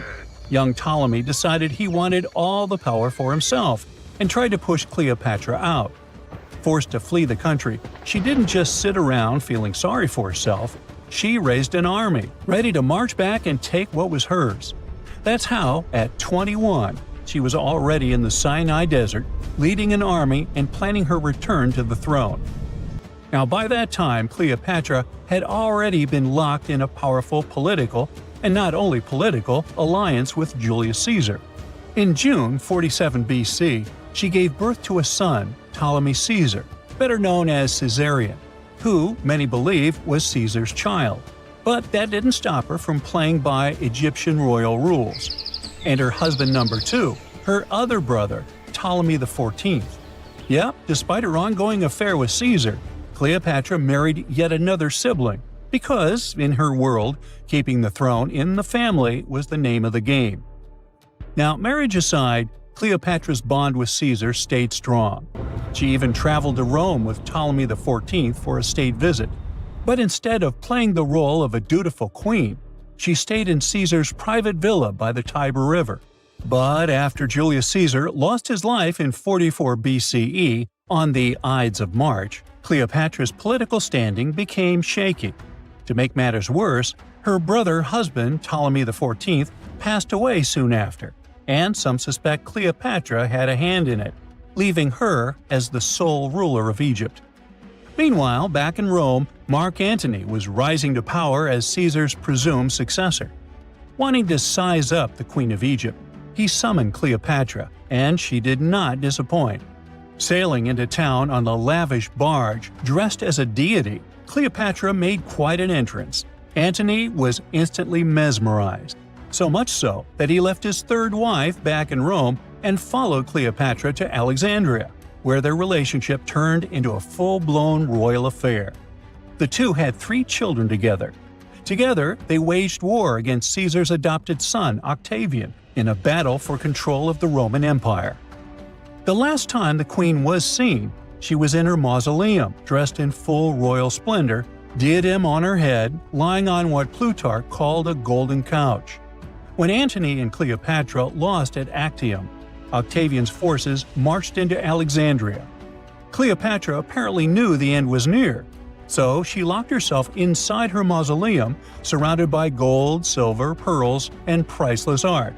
Those were the treasures she threatened to burn rather than let the Romans take them. Antony, meanwhile, wasn't going to let the Romans capture him alive. He wounded himself with his own sword, but before he passed away, he was carried to Cleopatra's side. She held him as he took his last breath in her arms. A little over a week later, Cleopatra made her own choice. Rather than face humiliation as Octavia's prisoner, she ended her life. Legend says it was the bite of a deadly asp, though history isn't quite clear on that. At the time, Cleopatra was only 39. Sounds like a rather full life to me. If there's a question that still baffles archaeologists to this day, it's this one. How did the ancient Egyptians build those magnificent pyramids? As far as we know today, their resources were quite limited, especially in terms of tools and building materials. We still don't have a fully satisfying answer, but hey, we've got some pretty amazing theories worth considering. The leading contender among these theories involves the clever Egyptians employing a sneaky strategy. Now picture this. They constructed a slanted and curving mound made of bricks, earth, and sand encircling the pyramid to be. As the pyramid grew taller and taller, they simply increased the height and length of this wacky structure. It's like they were playing an ancient game of Jenga. Now, how did they get those massive stone blocks up there? Well, according to the legendary ancient Greek historian Herodotus, they used sleds, rollers, and levers. It sounds like they turned construction into a supersized game of tug-of-war. And guess what? Herodotus also claimed that the Great Pyramid, the one from Giza, the granddaddy of them all, took a whopping 20 years to build. There's more. Herodotus also dropped a mind-boggling number on us. 100,000 men were supposedly involved in this pyramid extravaganza. Did they hire the entire Egyptian population? Well, it might not be as far-fetched as it sounds. These men were probably mostly farmers, so they probably focused on the pyramids when there wasn't much work to be done in the fields. Like during the flood season of the Nile River. Obviously, specialists in the archaeological community had something to add to this theory. By the late 20th century, they discovered some evidence that suggests the workforce might have been smaller and more permanent than previously thought. Instead of a massive army of 100,000 pyramid builders, they proposed that a modest crew of around 20,000 workers, accompanied by support personnel like bakers, physicians, and even spiritual leaders, could have gotten the job done. There was also this theory that claimed that the pyramids were actually built from the top downward. It suggested that these colossal structures were nothing more than isolated hills used as quarries. The stones were supposedly drawn from these hills, and over time, competing engineers took charge and transformed them into the iconic pyramids we know today. Now, before you dismiss this theory as a wild fantasy, some folks thought it wasn't completely crazy. After all, there are instances where isolated hills exist, so maybe this theory had a tiny glimmer of truth. Whether it involved ramp building or ingenious work schedules, one thing is clear. Those pyramids have definitely left their mark on history and on our imaginations. Now, speaking of ancient Egyptian mysteries, there's this gigantic unfinished obelisk sitting in ancient Egypt, and scientists are trying to figure out how it was shaped. Now, some people suggest that our industrious ancestors used handheld pounders to get the job done. One expert has a different take on the matter, though. He argues that if we take a closer look at the pattern left behind by the shaping tool, we'll notice something peculiar. The walls of the trenches surrounding the obelisk display a neat and even pattern, which is pretty unlikely if they were pounded away by mere mortal hands. According to this expert, those horizontal striations are usually the result of a tool that takes breaks while removing material, leaving its mark on the surface. But wait, there's more. Imagine the tool being rocked back and forth against the trench walls, clearing away the waste to keep the trench from narrowing. Well, in that case, the tool might have left some funky horizontal striations where it was pressed against the sidewall. This sounds like some fancy technology at play, don't you think? And guess what? The dynastic Egyptians probably didn't have access to that kind of know-how. Another famous Egyptologist from way back also uncovered a bunch of core drills during his adventures. Although the actual drill bits are missing, his collection houses these particular core remnants made of limestone, alabaster, and even granite. These constructions aren't the only amazing thing the ancient Egyptians left behind, though. As it turns out, the Egyptians were the genius minds behind the creation of the handheld mirror. Yeah, that little mirror you use every day to check yourself out. But here's the twist. These mirrors are like pieces of art. They were decorated with inscriptions and figures. But that's not all. The Egyptians had a serious concern with their appearance. They knew the importance of personal hygiene and looking fabulous. So, in their quest for pearly whites, they invented toothbrushes and toothpaste. Dental problems were pretty common back then, and their smiles weren't exactly all white. Dentistry wasn't their strongest suit, you see. Maybe their minds were distracted by all that pyramid building. So that doesn't mean those ancient toothpaste recipes weren't amazing. One delightful concoction included rock salt, mint, dried iris petals, and pepper. Some brave dentists in the 21st century tried it out, and it worked pretty well. Ground-up ash was also used in another recipe to create a tooth cleansing paste. Mint was missing, so that didn't do much for their breath.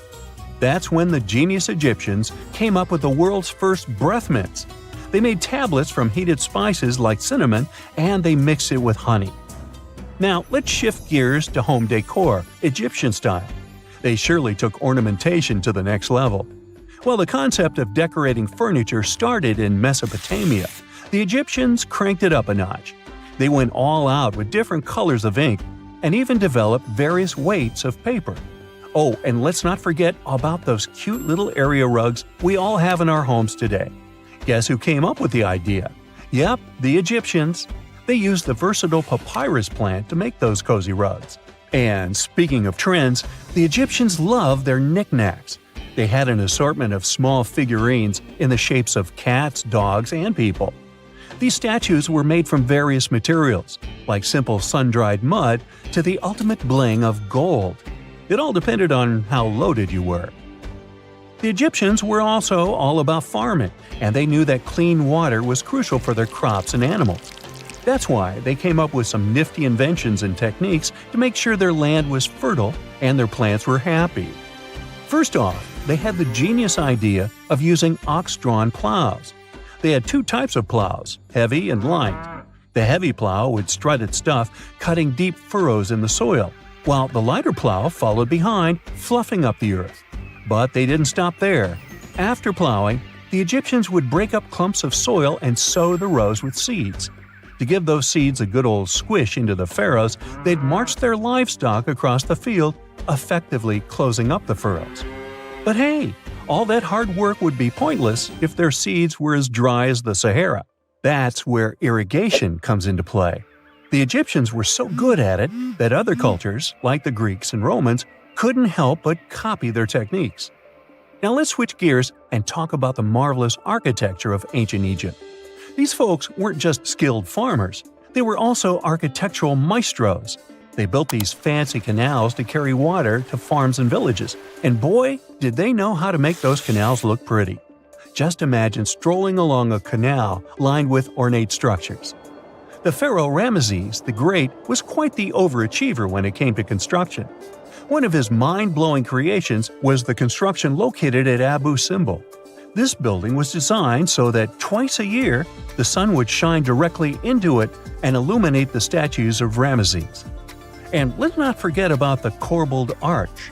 Without this architectural gem, we'd be missing out on some mind-boggling structures like the Great Pyramid. The Egyptians knew how to make things stand tall and proud, thanks to their engineering and construction wizardry. They built grand halls and inner sanctums that make your jaw drop. And some of these temples doubled as astronomical observatories. Secant, cosine, tangent, sine, 3.14159. Yeah, that was the cheer we heard coming from the trigonometry club back in the day. For the rest of us in math class, terms such as sine, tangent, and pi were just bewildering. Who invented these and why? Was their only purpose to make it harder for students? Well, not quite. Trigonometry was invented by the ancient Egyptians. They needed this knowledge to construct pyramids, and they did a pretty good job too. The Great Pyramid in Giza still stands today, some 4,500 years after it was built. No recalls either. So let's get out of that classroom and on a journey through time to reveal the secrets behind the ancient Egyptians' precision. Here you are, standing on the Great Pyramid's construction site, some 9 miles from Cairo.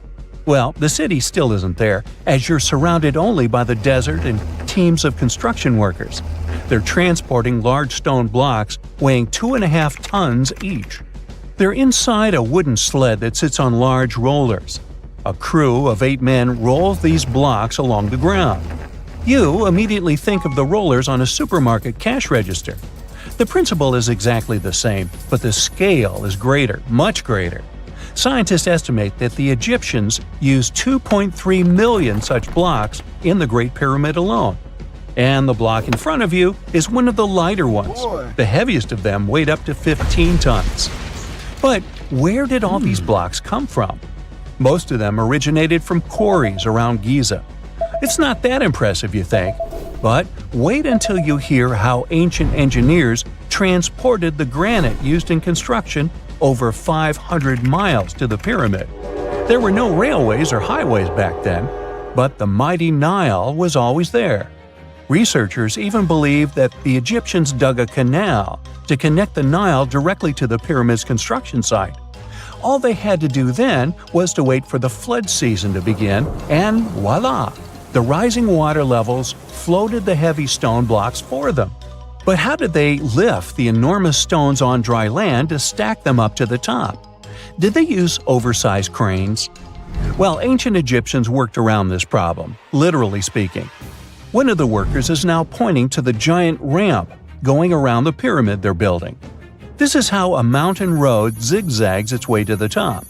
If the ramp went directly to the top of the pyramid, then workers couldn't pull the stone blocks along it. It would be too steep. Scientists have calculated that 8% could be the maximum incline. So ancient Egyptians just extended the ramp around the pyramid. Again, these are all theories, as the ramp could have been inside the pyramid, as some researchers suggest. The exact building method is still a mystery, guarded by the Sphinx. That's its real name, right? Wrong. As the Great Sphinx is just the statue's alias. You know, the name writers take when they want to hide their true identity, or a singer's stage name. The Sphinx's real name, translated from Egyptian, means Horus in the horizon. That was the name for the Egyptian deity of the sky. The trail of mystery doesn't end there. As a man walks past you with a bucket of paint, he's going to add a touch of color to the Great Sphinx. Researchers found specks of this red color next to its ear. That was some strong paint, as it survived for thousands of years. You are now standing straight in front of the Sphinx. You look up. It's very tall, right? 66 feet to be precise. Now resist the urge to take a selfie. You can do it. Now you notice something else. It looks like the Sphinx is in the center of a giant triangle in the back. That's one side of the Great Pyramid. And no, your eyes are not playing tricks on you. The Sphinx really does sit in the center of the pyramid's lateral face. Here's where math comes in handy. A pyramid has 4 sides, called lateral faces. There's also a 5th face, the base, but that's not visible. It's, wait for it, face down. The Sphinx has one last mystery to reveal: its age. Scientists agree that Pharaoh Khafre built the Sphinx. He ruled after his father, who had built a great pyramid nearby. So both structures were finished around the same time. Let's talk about numbers again. You've heard of Cleopatra, the Egyptian princess described as a woman of great beauty. Hello? She saw the pyramids, but she lived closer to the time of the first iPhone than the time of the people who built the pyramids. Fascinating, right? You can see thousands of people around you. They're working hard to build the pharaoh's tomb. But how many of them are there exactly? One Greek philosopher estimated there were as many as 100,000 workers. Seems like an okay number for such an enormous structure, but it can't be true. Science simply can't back up this number. Egyptologists put the total number of workers at 30,000. And yes, Indiana Jones was one of them, at least on the big screen, but he showed up late. Egyptologists know a lot about the pyramids, but not everything. Not because they don't want to, but because they haven't yet dug up enough evidence. They can only guess how the building process went. First, engineers would arrive to choose the right spot and do the necessary measurements. That's why they needed all that complicated math. Then, it's time for sourcing the material, the large stone blocks I mentioned earlier. When boats deliver them to the site of the future pyramid, workers can finally do their thing. They operated in smaller groups, but there were at least 2,000 of them chiseling and carving away at any given time. Sounds like a typical construction site today? Well, that's because it is, just thousands of years ago. It's amazing what ancient Egyptians were able to achieve with just copper and stone tools. The pyramid is now complete in front of you. But is it the same pyramid we see today? Why is this structure shining bright in the desert sun? Isn't it supposed to be a dusty yellow color? Well, no. Human activity and the elements have completely stripped the outer layer of stones over time. Expert craftspeople polished these blocks using nothing but stone and sand. The end result was a smooth and shiny rock. On the day it was completed, the Great Pyramid of Giza was a perfect triangle of light. Its polished sides acted like giant mirrors, reflecting the powerful Egyptian sun. This is the point where you should put your glasses on, and that shiny thing you see at the pyramid's very top is actually gold. The capstone at the top of the pyramid is called a pyramidion. It was covered in sheets of gold. As you can guess, these were the first stones to disappear. Let's make another stop before we get you back to your classroom. We travel to the British Isles, and no, Stonehenge isn't our destination. It is Newgrange in County Meath. Scientists estimate that the ancient peoples of Ireland built this stone monument around the year 3200 BCE. This makes it older than both Stonehenge and the Great Pyramid in Giza. The function of the circular mound in Newgrange is the same as the one of the Great Pyramid and equally mysterious. The estimated amount of loose stone present in the valley is over 220,000 tons. And it's not just randomly thrown on a pile. The order in which the stones are set makes the structure water-resistant. That would explain how Newgrange had survived for so long. Kinda makes you want to splash out the cash for that waterproof phone case, huh? Well, you're back in your school desk, but today's math lecture is the last thing on your mind. You're thinking about how great the Egyptian pyramids are, and if we have something similar today. It turns out modern engineers are just as impressed with the Great Pyramid as you are. There's a glass pyramid sitting in the main courtyard of the famous Louvre Museum in Paris. The panorama of San Francisco wouldn't be complete without the 48-story Transamerica Pyramid. But Las Vegas went the furthest. There we find the Luxor Hotel. It's so big that it's the third largest pyramid on the planet. And guess what's in front of it? Yup, a replica of the Sphinx. It's 110 feet tall, 2 stories higher than the one in Giza. Yeah, everything's bigger in Vegas.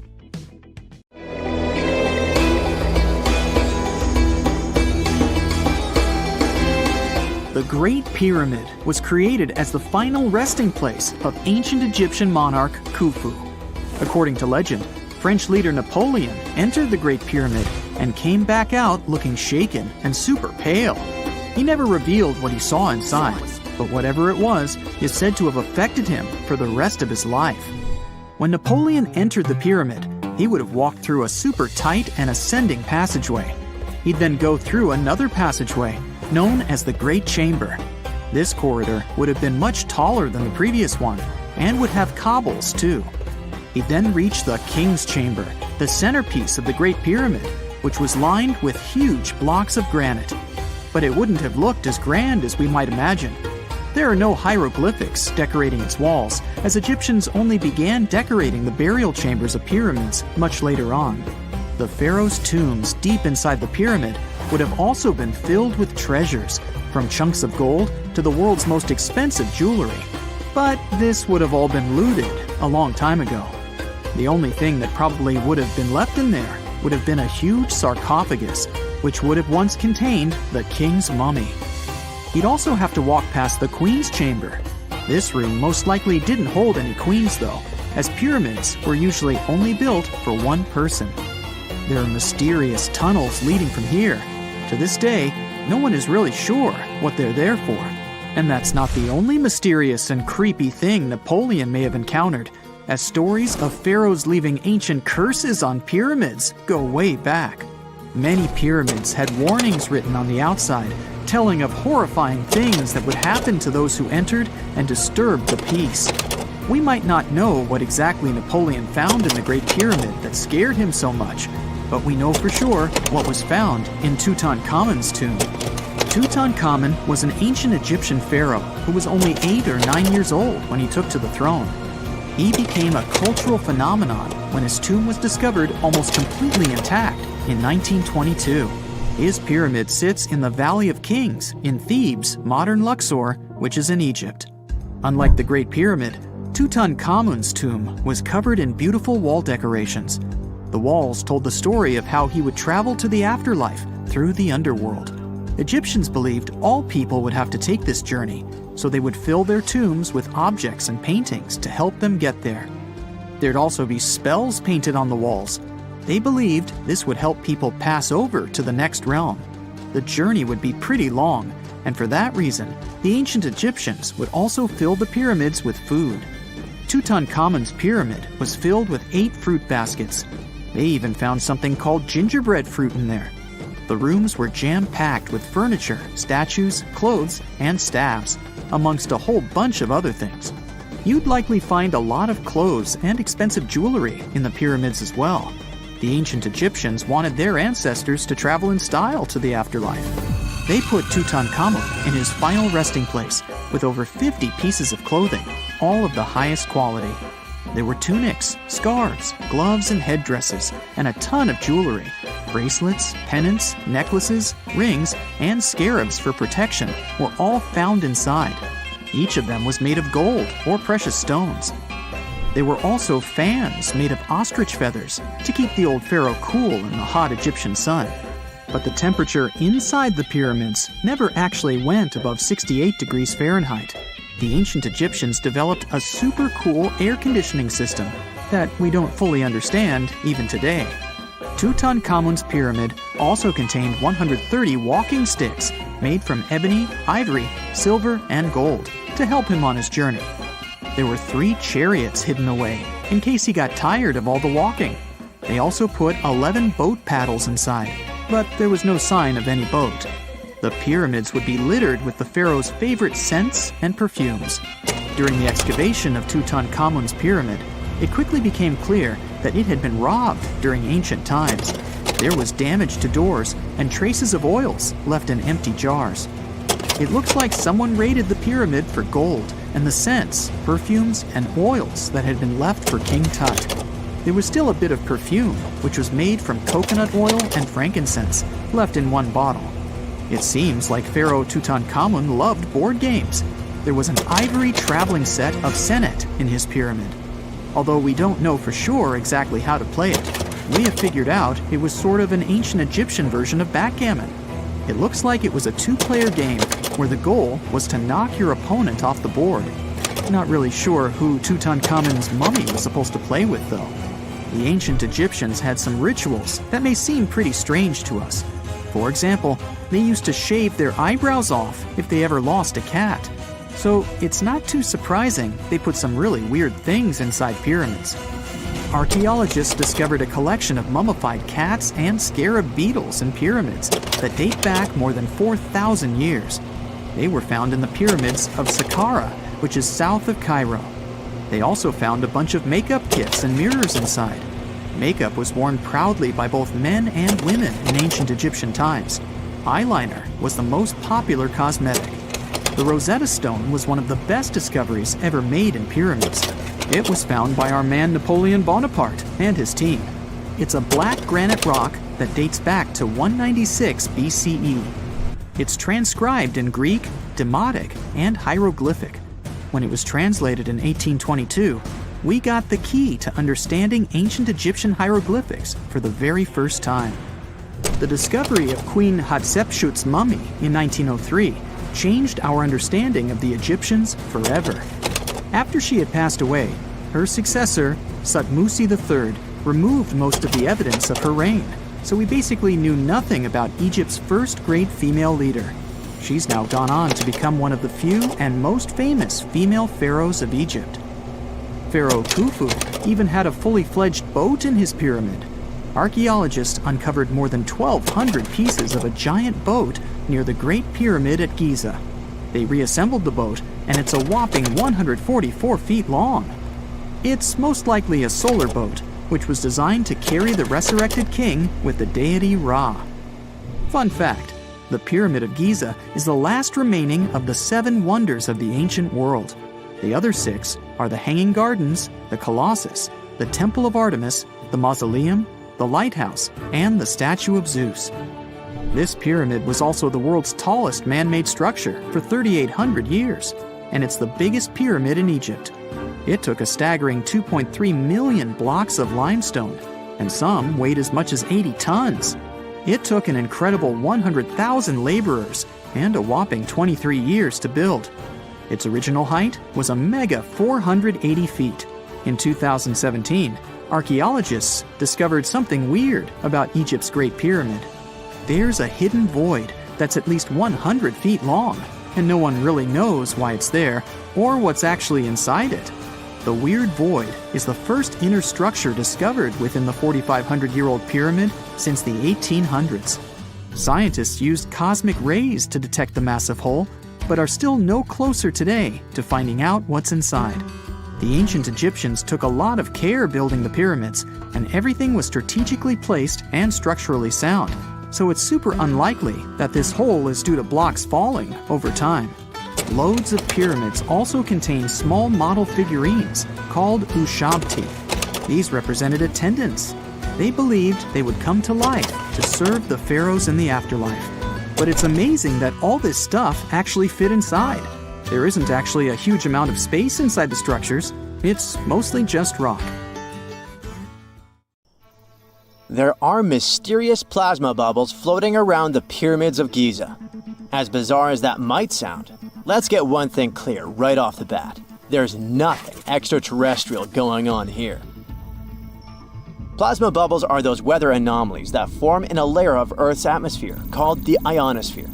This is an invisible layer surrounding our planet that stretches roughly from 50 to 400 miles above Earth's surface, right at the edge of space.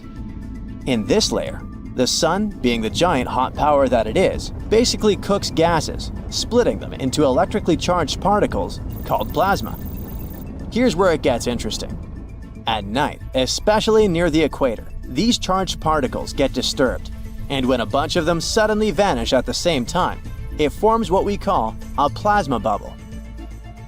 Imagine it like a big empty pocket where the plasma is missing or its quantity is lowered. But it's only considered a plasma bubble if this phenomenon occurs on a large scale, typically around 62 miles in size. If you're already packing your suitcase for Egypt and have put binoculars to look at the tips of the pyramids, I'm sorry to say that we can't see these plasma bubbles with the unaided eye. It's all happening way above our heads, completely invisible to us. Scientists need to use special equipment, like the Latitude Long-Range Ionosphere Radar, or LARID, to detect these bubbles. This advanced technology helps researchers track and observe the movement and formation of plasma bubbles in real time. This formation, by the way, can be triggered by solar storms. That brings us to November 2023, when an impressive solar storm occurred. On a scale from 1 to 5, this one was classified as a G3, which is considered a strong event. Solar storms occur when sunspots are basically cooler, darker areas on the sun's surface, release bursts of energy into space. These flares triggered several geomagnetic storms on Earth. While this might sound like doomsday stuff, it didn't disrupt our daily lives too much. In fact, it was great news for skywatchers, since the solar storm created stunning auroras, with the northern lights visible as far south as Greece and Turkey. But this particular storm in 2023 also had another interesting consequence. It caused the largest plasma bubble ever recorded by the Chinese radar. This phenomenon was so massive that it covered regions as far apart as the Egyptian pyramids and the Midway Islands in the Pacific Ocean. Now that's a huge distance, and it is a big deal for science. And that's because plasma bubbles are a growing threat to modern technology. Experts say they can disrupt satellite communications and GPS systems. So if you're using Google Maps or Waze and suddenly it can't figure out where you are, a plasma bubble might be to blame. Great. We now know what's going on with those bubbles, detected above the pyramids of Giza. But things get even weirder inside this ancient construction. Apparently, the Great Pyramid of Giza has the ability to concentrate electromagnetic energy within its interior. A couple of years ago, a group of researchers decided to see what would happen if they took this ancient architecture and hit it with radio waves. I mean, waves that are similar to the kind your phone uses, but on a much larger scale, up to 1,900 feet long. But since they couldn't just start blasting radio waves at the actual pyramid, they did the next best thing: computer modeling. Using these simulations, the researchers discovered something incredible. The Great Pyramid can actually concentrate electromagnetic energy within its internal chambers, as well as underneath its base, where an unfinished chamber is located. By concentrate, I mean something like trap it. For example, when you shout into a cave, you hear your voice echo back, right? The sound waves don't just disappear, they bounce around and get focused. Similarly, when radio waves hit the pyramid, they don't just pass through or around it. Instead, they get absorbed, bounce around, and focus inside and underneath the pyramid. Our list of mysterious phenomena surrounding the Egyptian pyramids doesn't end there. Inside the pyramid, there's a long, narrow passage that leads to what's known as the King's Chamber. This room sits at the center of the pyramid, and it's believed to have been the final resting place of Pharaoh Khufu, the ancient Egyptian leader who commissioned the entire thing over 4,000 years ago. When visitors step into the King's Chamber, two things normally strike them: the room's incredible acoustics and its heavy, imposing structure, which is entirely lined with red granite. Recently, scientists have started to connect these two facts. Some researchers now believe that the King's Chamber might be able to catch or pick up sound energy generated from other parts of the pyramid. In other words, this room might have been designed to amplify sound in a way that no other chamber in the pyramid can. To test this theory, researchers conducted an experiment where they sang in the Queen's Chamber, which is located directly below the King's Chamber. Here's where it gets wild. The music couldn't be heard in the lower underground rooms of the pyramid, but it sounded loud and clear in the King's Chamber. One possible explanation for this is the type of stone used in the King's Chamber: pink granite.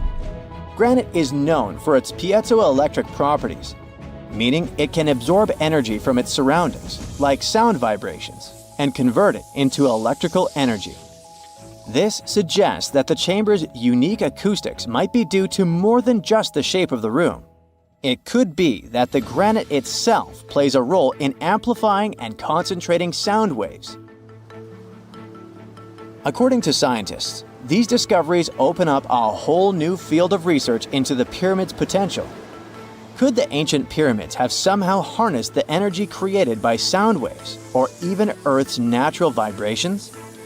It might sound far-fetched, but considering the granite's piezoelectric properties are well documented in modern science, it's not entirely impossible. Who knows? Maybe we've only just scratched the surface of what the pyramids were truly capable of. Speaking of just scratching the surface, there's even more to think about, like how the pyramids ended up in such a perfect location. It seems the builders lined up the Great Pyramid with the cardinal points, meaning its sides are almost perfectly aligned with the four main directions: north, south, east, and west. There are many theories about how they did it, but one study suggests that Egyptians might have used the fall equinox to achieve this perfect alignment. During the equinox, the sun rises and sets directly in the east and west. It probably made it easier for builders to use the sun's position as a guide. By watching the sun during this time, they could make sure the pyramids were positioned just right. If we think about all these strange things about the pyramids, I mean their perfect alignment, the ability to concentrate radio waves, and the materials used in the chambers that might generate electrical energy, could the real purpose of the pyramids actually be much more complex than just being tombs? Well, Nikola Tesla thought so. It is said that the famous inventor and engineer was kind of obsessed with the Egyptian pyramids, and he wondered if they might actually be giant energy transmitters. He believed the shape and position of the pyramids could help them function as huge generators, capable of producing free, limitless energy. Some researchers agree with Tesla and believe that these massive monuments might have been designed as giant power plants. According to their theory, builders could have figured out how to move ions, those electrically charged particles in the atmosphere, by placing materials like copper, gold, and silver around the pyramids. So, it's definitely possible that the ancient Egyptians created a sustainable, renewable power source. Although this is a very interesting thought, we haven't been able to confirm this theory, and the true purpose of the pyramids remain one of humanity's biggest mysteries. You have heard about Nikola Tesla. You have definitely heard about the Great Pyramids in Egypt. But what if I told you that Tesla may have probably uncovered the ancient mysteries surrounding the pyramids? Wait, what? Is this a crossover episode? Nope. It's highly probable that the secrets of the pyramids are hidden in plain sight. But first, let's recap what we know about the pyramids. What's so mysterious about them? I mean, they are just old quirky buildings, aren't they? One of the biggest questions is how they were built. Some people think that the pyramids were created by people using only their hands and muscles. But others think that there might have been some kind of crazy energy source that we don't know about yet. Like, what if aliens helped out or something? Just kidding. But this idea of some unknown energy source being used to build the pyramids has been around for ages.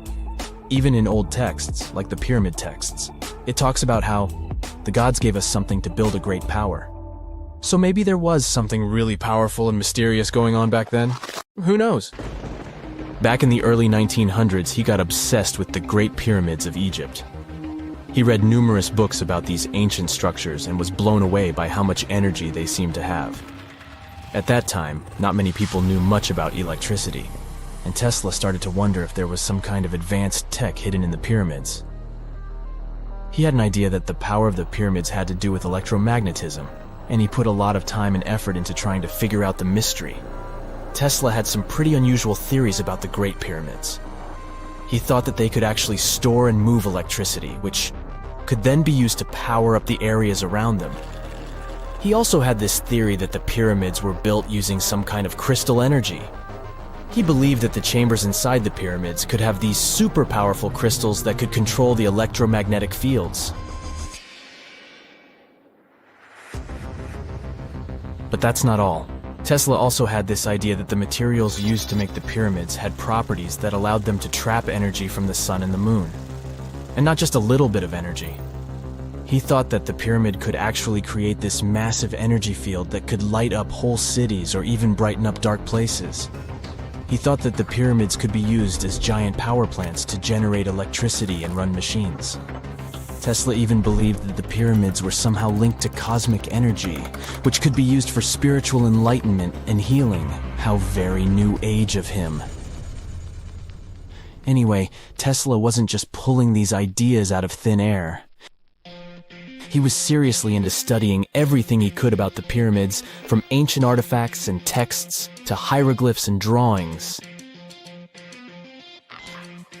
And he came up with this idea that the pyramids were designed to be energy amplifiers, and some kind of unknown energy source was used during their construction.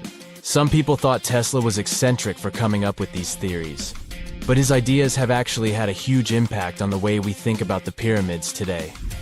Researchers and scholars have been digging into his theories for years and using them to uncover some of the biggest mysteries surrounding these ancient structures. For example, recently scientists have used theoretical physics to investigate how the Great Pyramid of Egypt would react to certain radio waves. They found out that if the radio waves were a certain length, the pyramid could concentrate the energy inside its rooms and focus it under its base. The scientists did lots of calculations to figure this out. They first thought about what radio wavelengths would work best. Then they made a model of how the pyramid would react to the waves. They figured out how much of the energy from the waves would get absorbed or spread out. Lastly, they checked how the energy would move around inside the pyramid when the waves hit it. To help explain all of this, the scientists used something called multipole analysis. This is when you take a complicated object and break it down into simpler parts. Then you can see how each part interacts with the energy that's coming in. It's like taking apart a puzzle to see how each piece fits together. The researchers are interested in how all of this can be used in the future. They want to make really tiny particles that can do the same thing as the pyramid, but with light. By changing the size, shape, and the material of these particles, they can control how the light moves around them. This can be really useful for things like making tiny sensors or super efficient solar cells. The scientists had to make some guesses when they were doing their research. They assumed that there weren't any hidden spaces inside the pyramid, and that the material used to build it was all the same. But even with these guesses, they still made some pretty impressive discoveries. But the pyramid study is not the only proof that Tesla was ahead of his time. There are more Tesla's projects that seemed unrealistic at the time, but that scientists and enthusiasts reevaluate and try to implement today. Let's talk about Tesla's most ambitious project, the Warden Cliff Transmission Tower. Back in 1900, Tesla was already a big shot when it came to electrical engineering in America. People were blown away by his amazing inventions and the fact that he managed to outdo Thomas Edison in the battle of currents. However, Tesla wasn't content to rest on his laurels. He decided to embark on his most ambitious project yet, the transmission tower at Warden Cliff. It was built between 1901 and 1905, and it was based on one of Tesla's breakthrough ideas. He had a vision to make the impossible possible by creating a global wireless communication system. It would use Earth itself as a conductor, transmitting music, news, stock market reports, secured military communications, and even facsimile images. Does it sound familiar? Right, it sounds just like the internet that we use today, only without the use of any wires. But Tesla had a much bigger dream in mind: to transmit power wirelessly. He already proved that high-frequency signals could be sent without any wires using his Tesla coil transformers, and this sparked his obsession with wireless energy transmission. His vision was to not only transform the way we communicate, but also to find a way to transfer power currents globally by tapping into the Earth's natural energy. Tesla believed that there was an abundance of free energy all around us that could be used for humanity's benefit. In 1899, he conducted some top-secret experiments and got convinced that it was possible to transmit electrical power through the Earth's upper atmosphere. This is actually how the Warden Cliff Tower was created. It was supposed to be the prototype station for a network of towers all over the globe that would provide the whole world with wireless energy. Unfortunately, Tesla didn't have the resources or the patience of his investors to bring this project to fruition. It ran into all sorts of financial problems and roadblocks, and in 1917, the unfinished tower was finally torn down for scrap metal to pay off Tesla's mounting debts. Now it remains a sad reminder that even the greatest minds can sometimes fall short of their dreams. The original red brick laboratory, however, is still there, and it is the only Tesla lab that has survived. Fun fact, in 2017, a film crew made a crazy discovery. They used ground-penetrating radar to explore the area around Warden Cliff, and they found a whole series of tunnels stretching for hundreds of feet underneath the site. Nobody knows exactly what these tunnels were used for, but people have been speculating for years that they were part of Tesla's grand plan. Warden Cliff, of course, is a major landmark for Tesla enthusiasts from all over the world. Who knows? Maybe someone will finally crack the mystery of the tunnels one day. But even if they don't, the legacy of Tesla and his amazing ideas lives on. When you hear the word mummy, you might get a chill down your spine. That's because most of us associate this word with those creepy characters we've seen in some scary movies. But in reality, mummies have helped us understand a lot about ancient civilizations, their rulers, and about how people used to deal with losing their loved ones. The people most famous worldwide for their mummies are the ancient Egyptians. They believed that some sort of existence after passing away was possible, if certain conditions were met. That's why they insisted on preserving the human body through the process of mummification and placing the mummy in a furnished tomb, kind of like giving it a fully functioning apartment of its own. Why did they believe in this? Well, because they were deeply connected to their natural environment for the most part. They saw the natural cycles around them, like how the sun rose every day, followed by the moon, or how new life was always sprouting from plants, even after they had wilted away. They also believed that the powerful spirit Osiris, who represented the cycle of passing away and resurrection, played a role in this process. To prepare for the afterlife, the ancient Egyptians followed certain rituals, like mummification, which involved using materials like honey, resins, and incense to preserve the body. There's no other mummy more popular than that of King Tut. He was a young pharaoh who ruled over 3,000 years ago in Egypt. The problem with discovering ancient royal tombs is that most of such burial sites were previously robbed. People knew ancient rulers had been left with many valuable belongings, so those locations became vulnerable to thieves. When King Tut's tomb was opened in 1922, people were excited because it had not been robbed, like many other previously discovered royal tombs. That's how well hidden it was. Inside, his mummy was encapsulated in a total of 3 coffins, including one made of gold.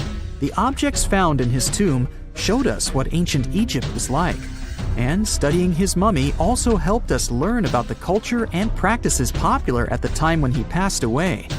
We also learned about his family by looking at his DNA. Scientists were able to discover that he had had a disease called malaria and a problem with his foot that might have made it hard for him to walk.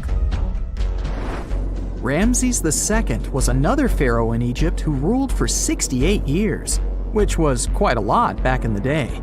He was known for his expansion campaigns and building projects. Many objects from his time as a ruler still exist today, including a large statue of him. Ramses II was about 6 feet tall and lived to be about 90 years old. After looking at his mummy, scientists concluded that he may have had a medical condition that affected his spine. Now, remember those thieves I mentioned before? They are probably the reason why Ramses II ended up in a plain coffin in a secret collection of royal mummies at Deir al-Bahari, which was rediscovered in 1881. Thankfully, archaeologists were able to identify him because his journeys had been recorded on his wrappings. The process was really tedious too. In fact, in ancient Egypt, the mummification process could take a staggering 70 days to complete. A special person would say a very specific speech while delicately handling the body and drying it out using a type of salt called natron. They also used linen and resin to make the body look more lifelike and to wrap it in cloth. The tomb was equally as important for ancient Egyptians. The walls of King Tut's tomb, for example, were adorned with intricate artwork that depicted his journey to the afterlife, from his burial procession to his passage through the underworld. The ancient Egyptians believed that everyone made this journey after passing away, and they filled their tombs with items and paintings to help the person in their spiritual travels. Additionally, the walls of the tomb were decorated with spells from a special book, which contained a collection of poems that the Egyptians believed would help people reach the afterlife. And speaking of how important this journey was, people also placed food in these ancient tombs. In King Tut's tomb, archaeologists discovered 36 jars of vintage beverages and 8 baskets of fruit, which were believed to be left there to help him in his journey to the afterlife. The Egyptians believed that traveling to the afterlife took a really long time, so they left a lot of supplies, such as food and water, to sustain their loved ones. Pharaohs also generally had numerous luxurious garments and beautiful jewelry in their tombs to ensure that they would have a fashionable journey. These items included various types of linen clothing, such as tunics, scarves, gloves, and headdresses, as well as a lot of gold jewelry with precious stones, like bracelets, buckles, pendants, necklaces, rings, and even precious depictions of insects for protection. Some were also deposited with fans made from ivory and ostrich feathers to keep them cool in the afterlife. Some ancient rulers were even placed in their forever apartments along with boats. For example, Pharaoh Khufu built the Great Pyramid at Giza as his tomb, and a large ship was found inside. King Tut, however, was buried with multiple boat paddles, but no actual boat.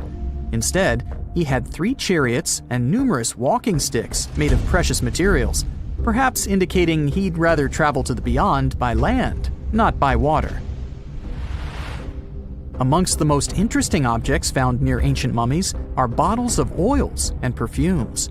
If rulers were supposed to be fashionable, why not smell nice too, right? Also, some of them had some ancient kinds of board games, most of them made out of precious materials like gold or ivory. One of those games was called Senet. It was very popular amongst the ancient Egyptians and very similar to modern-day chess. The ancient Egyptians may have the most famous mummies out there, but they weren't the first to invent the procedure. In fact, it all started in South America with an ancient civilization named the Chinchorro. As far as we know today, these people were the first to mummify their loved ones that had passed away. They did it somewhere around 2,000 years before the Egyptians started their own rituals. Sure, we can tell a lot about ancient rulers by studying these mummies, but until recently, we had no idea what they really looked like during their lifetime. Not so long ago, though, some very special mummy paintings were found by archaeologists studying ancient Egyptian objects. These mummy portraits are highly detailed paintings of individuals that were made while they were still alive. Such paintings were often painted on wood, as opposed to the classical portraits we all know about, which are painted on canvas. They are known for their realism and beauty, and have even been used by researchers to diagnose diseases by comparing them to the corresponding mummies. Some of these portraits also include depictions of jewelry, which was later found on the mummies. The recent discovery of these mummy portraits in Central Egypt is significant, as it marks the first time in over a century that such paintings have been found. Mummies appeared all around the world naturally, too. Mummification can occur without people intervening because of natural conditions, like extremely cold or hot environments, places with a lack of oxygen, or accidental exposure to chemicals that preserve the body. These conditions don't allow bacteria to grow, resulting in the body remaining more or less intact. Famous Aanti was one of these mummies. We know today he was a man who lived around 5,000 years ago in Europe. But upon his discovery in the Alps in 1991, Austrian authorities initially believed that he was a modern mountaineer because of how well preserved the body was. However, after the Iceman was removed from the glacier, it was determined that he was actually from the Copper Age. In November 1922, a boy walked through the desert mountains of Egypt and discovered some ancient steps carved into the rock. Subsequently, this find became one of the world's largest and most significant archaeological discoveries. This step was part of Tutankhamun's untouched tomb. Archaeologists found about 5,000 ancient objects, including jewelry, fabrics, painted vases, and funeral masks. You've probably seen one of them. It has become one of the most recognizable attributes of ancient Egypt.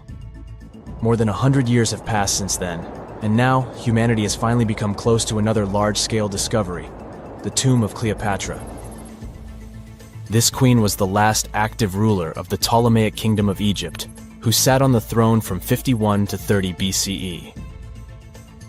There are many ancient records about Cleopatra, her reign, and her unusual personality. But until now, no one has discovered the secrets about her passing away in the burial place. So, one archaeologist, Dr. Kathleen Martinez, has been studying ancient records and temples around Alexandria for decades and concluded that the tomb of the queen should be located under the ancient city of Taposiris Magna, founded in 280 BCE. It was a big city on the northern coast of Egypt where tens of thousands of people were engaged in trade and industry, and it seems that Dr. Martinez's guesses turned out to be correct. She and a group of archaeologists have discovered a secret underground tunnel near Alexandria with a length of about 0.8 miles. It was cut into the rock under Taposiris Magna's temple. During further excavations, they found many things that indicate Cleopatra's tomb lies in the tunnel's depths. It's also possible that she is buried there together with the Roman commander, Mark Antony. According to ancient records, Cleopatra and Mark Antony loved each other and together opposed the Roman Senate, which declared Antony a traitor. The fact that natural disasters have occurred on the territory of Taposiris Magna for thousands of years can complicate the excavations. Earthquakes and floods destroyed the city and possibly flooded its underground tunnels. But archaeologists hope the ancient tomb remains untouched, and that it hides many treasures and records about the royal life of ancient Egypt during the reign of the last dynasty. There's a chance that excavations will go underwater and in the mud. This will require much time and funding, but archaeologists are sure it's worth it.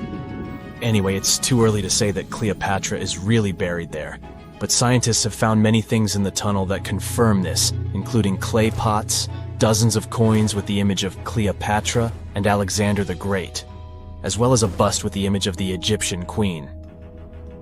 Cleopatra is still one of the most popular personalities in Egypt, on an equal footing with Ramesses III and Tutankhamun. She inspired many films, paintings, and books, but what made her so popular? She became famous for her inconsistency. She was a beautiful, intelligent ruler who pulled Egypt out of the crisis and made it a prosperous power. Medieval Arabic texts say she knew chemistry, mathematics, and philosophy, and may have written several scientific books. She knew several languages and had excellent diplomatic skills. At the same time, there are many legends that she was a femme fatale who drove many men crazy.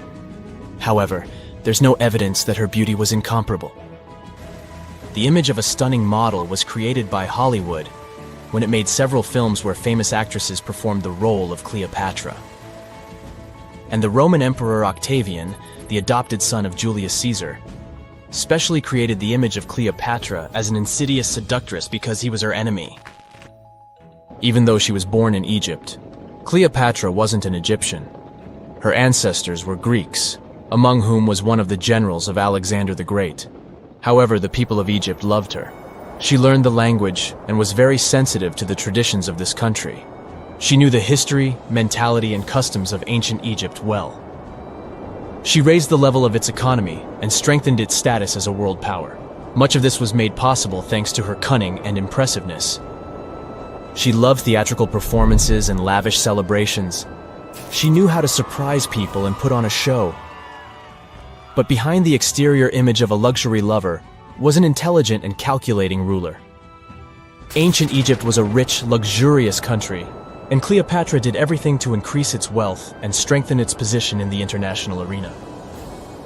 For example, she was once in conflict with her brother Ptolemy XIII Odd.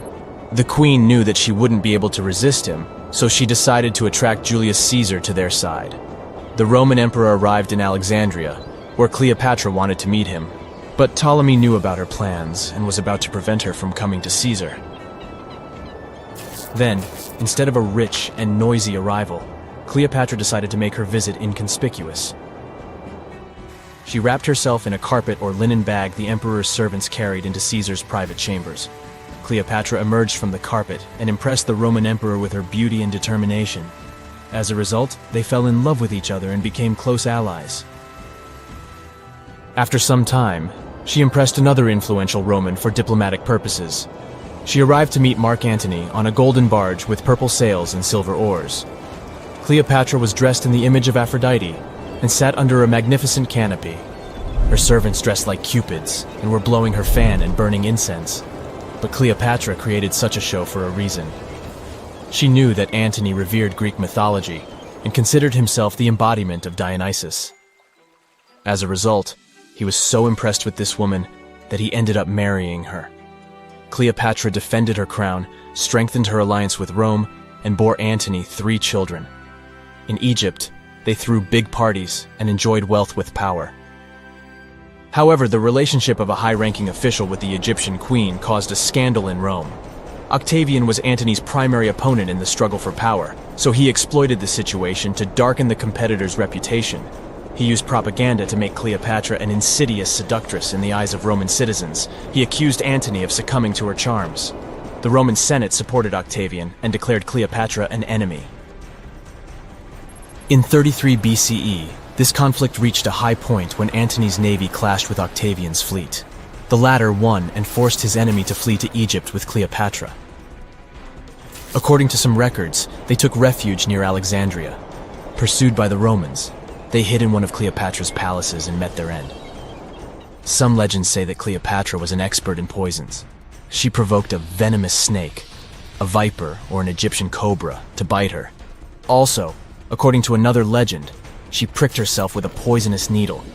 There's a theory that Cleopatra always carried an ampule with poison inside her hairbrush. And when she was cornered, she soaked the needle with this poison and pricked herself. None of this can be said for sure. Scientists are still trying to find out the truth. Perhaps when they reach Cleopatra's tomb, the world will get more answers about her tragic fate. She is considered the last ruler of Egypt. After her passing, Octavian plundered her palaces and temples and returned to Rome, where he became the main emperor. He successfully ruled the country and expanded its borders. His reign ended when he turned 75. World history would have looked different if Cleopatra and Mark Antony hadn't lost that naval battle. By the way, did you know that more time has passed between Cleopatra's reign and Neil Armstrong's flight to the moon than between the reign of the Egyptian queen and the construction of the Great Pyramid of Giza? Armstrong took a step on the Earth satellite in 1969, 38 years after the birth of Cleopatra. And the construction of the pyramid took place in 2560 BCE. Imagine how long the history of ancient Egypt is. Cleopatra is closer to us in time than to the pyramids. If someone finally invents time travel and you hop on a trip to the past, you won't recognize many of the things you know and love today. The Statue of Liberty and the Egyptian pyramids, some basic gadgets like the remote control and your laptop, and even the corn you have for lunch have all changed beyond recognition. When the pyramids were originally built in ancient Egypt and Giza and other places, they didn't look sandy brown at all. All of them were covered with white limestone. If you had seen them under the hot African sun, you'd have to look away. That's how smooth and shiny they were. Builders used around 6 million tons of this material for the Great Pyramid of Giza alone. It's the largest one you can still see on your trip to Egypt. The local rules were quite a thrifty crowd, and they reused some of the casing stones for other construction projects. A massive earthquake in the 14th century has also loosened some of the stones, so you won't see a lot of limestone, but some of it is still there, on top of the Pyramid of Khafre in Giza. It looks like it has a second peak on top of the first. In ancient times, all pyramids used to have capstones called pyramidions, covered in a mix of gold and silver. Most of them have been lost over the centuries, but you can still see a few of them at museums. They show images of Egyptian deities. The pyramids were probably modeled after a sacred pointed stone, the benben. It represented the rays of the sun. Now, lifting heavy rocks wasn't so simple without the tech we have today. I guess you'll agree with me if you helped your friends move at least once, and they made you carry the couch. But those smart Egyptians of the past thought of that and chose the pyramid shape. It lets the weight distribute evenly throughout the whole thing. The Statue of Liberty has also had a major makeover since it was first unveiled in 1886. Believe it or not, it used to be a shiny brown color, just like a penny. 20 years later, it changed its color to green. It wasn't a fashion statement, but a chemical reaction. The statue is covered with hundreds of thin copper sheets. When copper reacts with air, it naturally forms a protective layer called verdigris.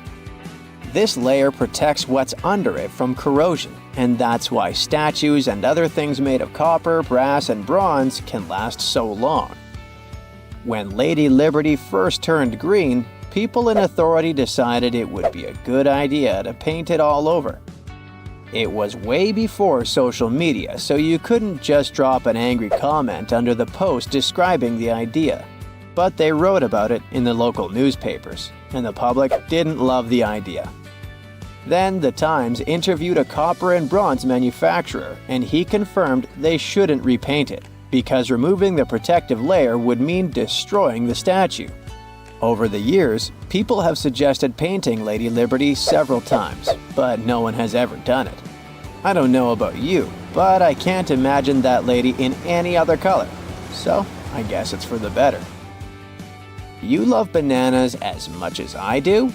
Next time you enjoy a juicy soft one, remember you gotta thank selective breeding for that texture. The original wild bananas had many large, hard seeds and not so much delicious pulp. And hey, who doesn't like a sugary watermelon? It has a history of over 5,000 years, and it used to have bitter, yellowish white flesh and was really tricky to open. Selective breeding saved the day again, and watermelons got way sweeter. Japanese scientists went further and invented the seedless version. Corn's grandmother is a Mexican grass called teosinte. The kernels in this grass were small and hard to get. Farmers from many thousands of years ago saved the seeds only of those plants that were larger or tastier, or with kernels that were easier to grind. Thanks, my friends, for giving us the corn that's edible and even delicious. And just imagine, wild avocados were so small that they could easily fit in the palm of your hand. The pit in them was so large you wouldn't find much edible material inside. They also had a much harder shell than the ones we're used to. You probably wouldn't get a lot of work done without your beloved computer today, but I can't tell you exactly whom to thank for this invention. The ABC from 1942 is one of the contendants for the title of the first computer. It's short for the Atanasoff Berry computer, named after its inventors at Iowa State University. The ABC weighed over 700 pounds. Yep, yours must be way lighter than that. That big boy consisted of around 300 vacuum tubes and had a rotating drum, a little bigger than a paint can, and had small capacitors on it. A capacitor is a gadget that can store an electric charge, like a battery. The ABC could solve problems with up to 29 different variables to help scientists save some time. Like modern computers, it used binary digits, ones and zeros, to represent all numbers and data. Because of that, it was possible to do the calculations electronically. And now, my favorite part, the ABC finished one operation about every 15 seconds. Just for you to compare, it's millions of operations per second now.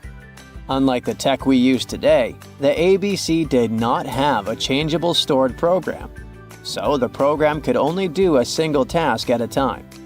An operator had to write down the intermediate answer and then dial that back into the computer. Sounds like another reason to be happy we live in the 21st century.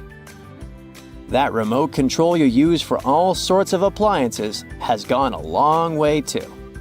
Nikola Tesla, who gave us alternating current, designed one of the first wireless remote controls back in 1898.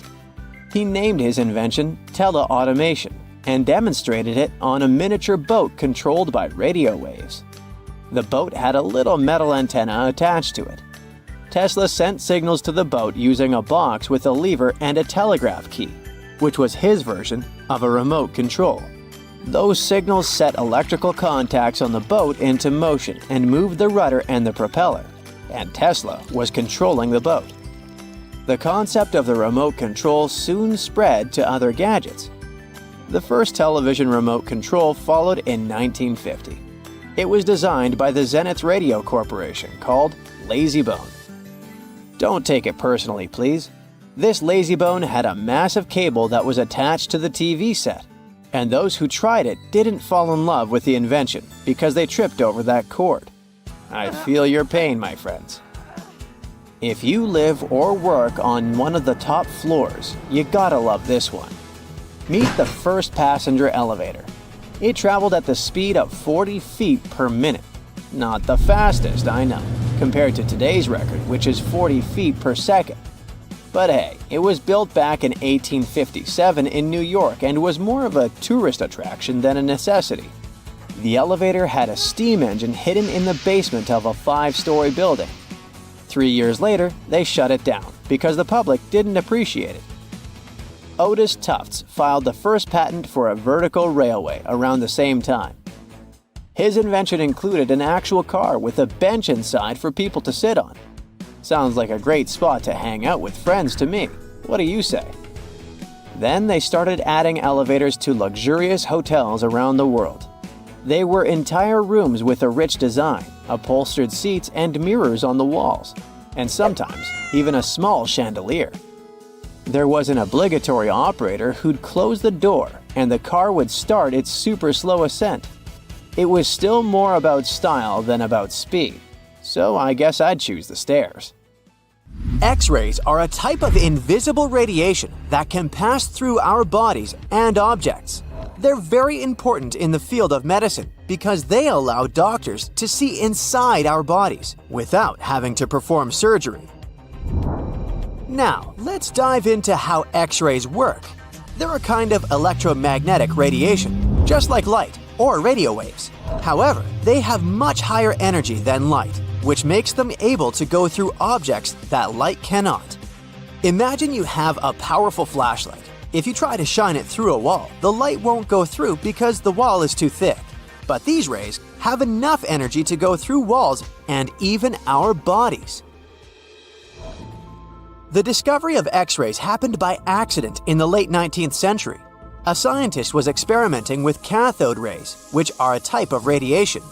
He was working in his lab and noticed that a nearby fluorescent screen started to glow, even though it was not directly exposed to the cathode rays.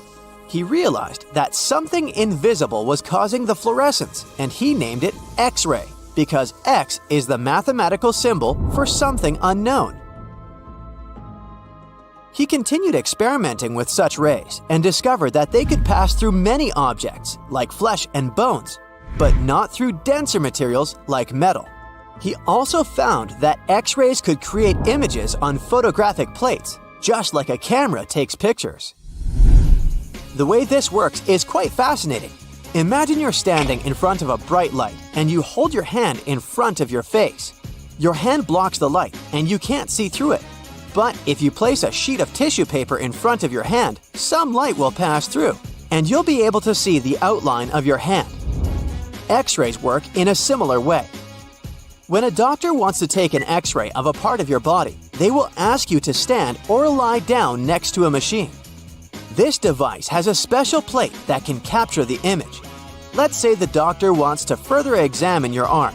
They will place the X-ray plate on one side of your arm and the machine on the other side. Then, the machine will produce a controlled burst of X-rays that pass through your arm. Remember how we talked about the tissue paper allowing some light to pass through? Well, in this case, some of those X-rays will go through your arm, while others will be absorbed or blocked by the denser parts of your body, like bones. The plate captures the X-rays that pass through your arm, and it creates an image. This image shows the bones and other structures inside your body, allowing the doctor to see if there are any problems or injuries. Now, you might be wondering why X-rays can pass through some things but not others. It has to do with the density and composition of the objects.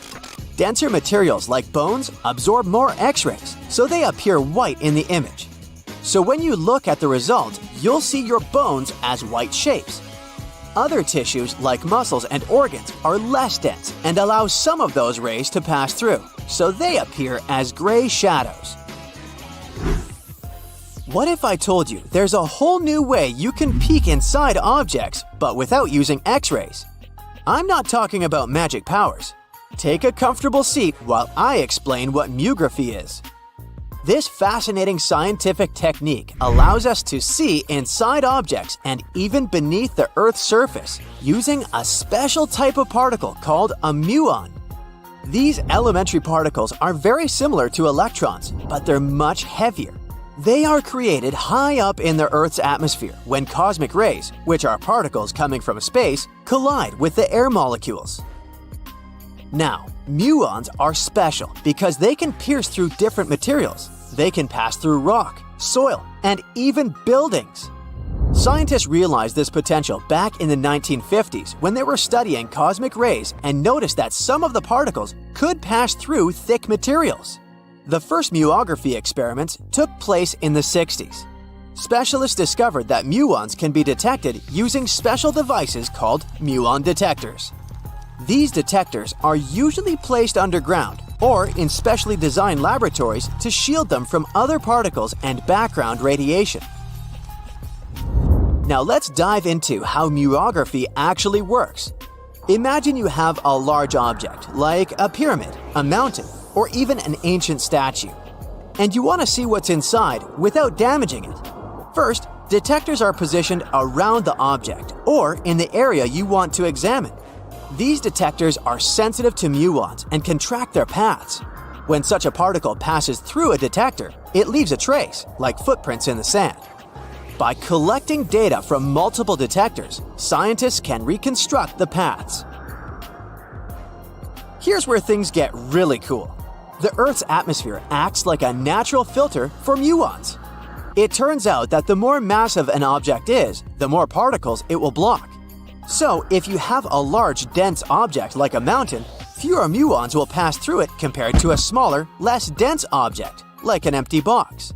This difference in the number of particles that reach the detectors can give us clues about what's inside the objects. Scientists use computer algorithms and mathematical techniques to analyze the data and create images. These images represent the density distribution of the object being studied.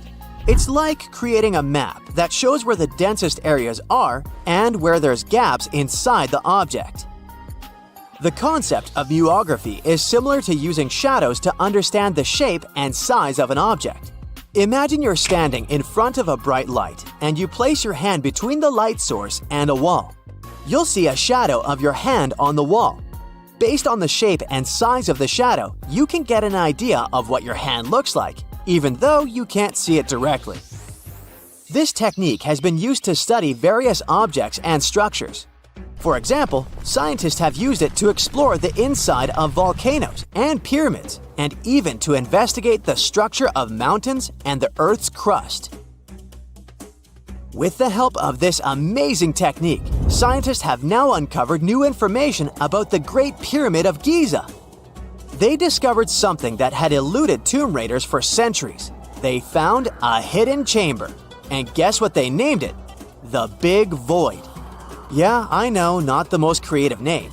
They even used 3 different muon detection techniques just to be super sure that it was indeed a big, mysterious void inside the grandest pyramid of them all. Once news got out about this mind-boggling discovery, Egyptian authorities couldn't resist the temptation to explore further. So, they brought in an endoscope camera to confirm the existence of this epic void. So, they inserted a camera through one of the openings underneath the entrance, and voila!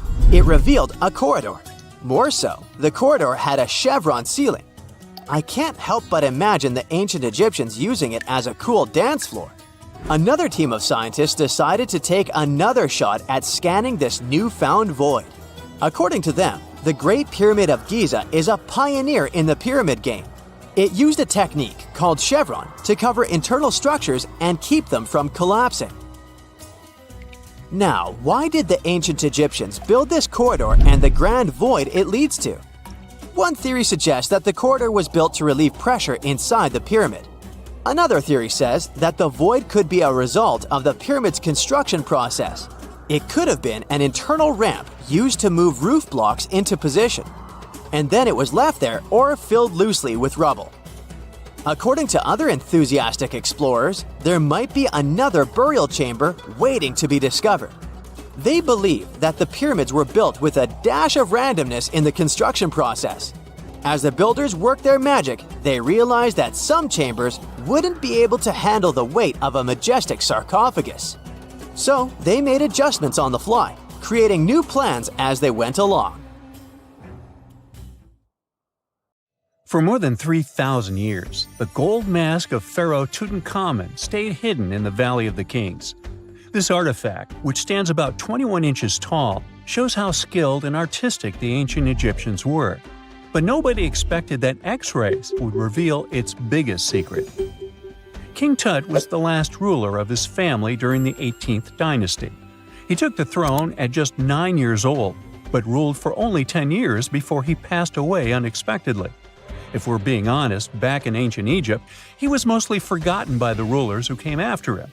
His tomb wasn't a big deal for them, so much so that even the grave robbers forgot about him. It might sound a bit sad, but the truth is that it was actually great news for us. Since his tomb was practically forgotten, it ended up being perfectly preserved. While the other tombs in the Valley of the Kings were looted, his remained sealed and untouched. So, when it was discovered back in 1922, it had over 5,000 precious objects inside. That made Tutankhamun basically an instant celebrity and one of the best-known pharaohs nowadays.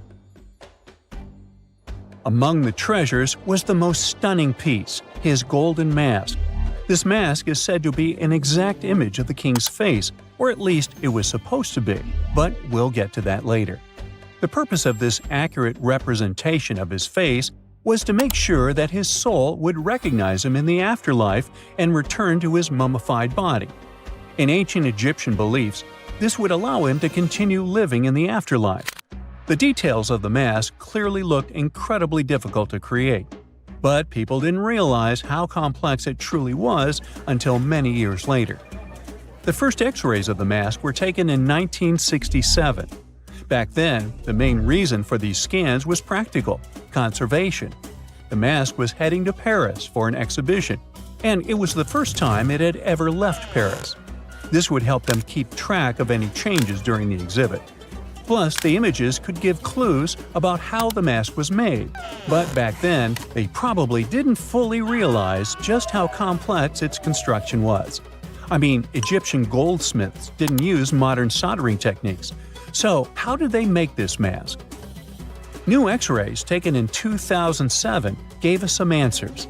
It turned out the Egyptians didn't use pure gold, which is 24 carats. The mask was actually made of 23-karat gold, meaning it was mixed with another material. So, specialists discovered that the gold sheets contained a small amount of copper, a reddish-brown metal. This was likely done to make the material more flexible and easier to shape. They would then shape the gold sheets by heating and hammering them over and over again. But there was one more secret inside the mask that wasn't discovered until 2015. The year before, the staff at Cairo's Egyptian Museum were working on the mask display when the long beard of the mask accidentally got knocked off. Another theory is that the beard had become loose over time and just fell off. Either way, the fact that King Tut's beard came off caused a lot of stress. After all, we're talking about one of Cairo's biggest tourist attractions, so the experts had to fix the problem quickly.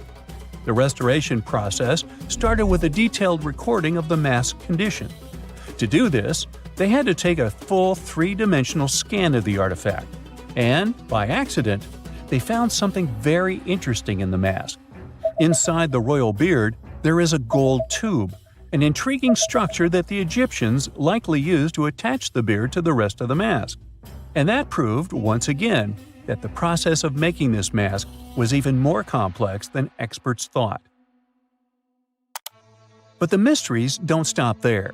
Remember how we mentioned that the mask was thought to perfectly represent King Tutankhamun's face? Well, that might not be entirely true. Some popular theories suggest the mask was never meant for him and was actually made for someone else. A study published in 2015 suggested the mask was originally made for a female pharaoh, his supposed stepmother, the famous and beautiful Egyptian queen Nefertiti. The biggest clue comes from an inscription on the mask. At first glance, it seemed to belong to Tutankhamun, but after a close examination, researchers noted that something else was actually written underneath King Tut's name. The royal name stamp seems to have been altered, and originally it had something written on it that translates to Queen Nefertiti. There is another feature of King Tut's golden mask that was overlooked for years, which adds even more mystery. As we mentioned earlier, experts believe he wasn't respected much by the pharaohs who came after him. And one of the clues that made archaeologists think this is the pierced ears on the mask. Some researchers believe that King Tutankhamun wouldn't have worn earrings after he was a kid. So, according to their theory, by the time he passed away at 18, he shouldn't have been represented with pierced ears. This could also support the idea that the mask originally belonged to Nefertiti, or maybe to someone who wasn't even connected to King Tut. But the mask isn't the only source of mystery. In fact, his whole tomb is full of puzzles. Recently, historians found a sign that the place where King Tut was supposed to be buried was changed at the last minute. For years, experts wonder why a pharaoh who ruled for 9 years ended up in such a simple tomb. When compared to the grandeur of other pharaohs' tombs, his tomb seemed, well, a bit plain. The idea that a king like Tutankhamun would have such an unremarkable resting place just doesn't match up with the power and importance he must have had in ancient Egypt. So, what happened? Well, apparently, this might have something to do with his successor, Pharaoh I. After King Tutankhamun passed away, researchers believe that I made sure to erase him from Egypt's history. So, one theory suggests that he was probably behind the quick decision to place King Tut's body in a smaller, less impressive tomb. When experts looked at I's own tomb, they found something interesting. There is a large wall covered in painted baboons. This is the same type of artwork found in Tutankhamun's tomb. It seems like the same person might have chosen the artwork for both tombs. Now, the design and decoration of the two tombs are almost identical, suggesting there was a shared hand behind both. But there is one key difference. I's tomb is fit for a king.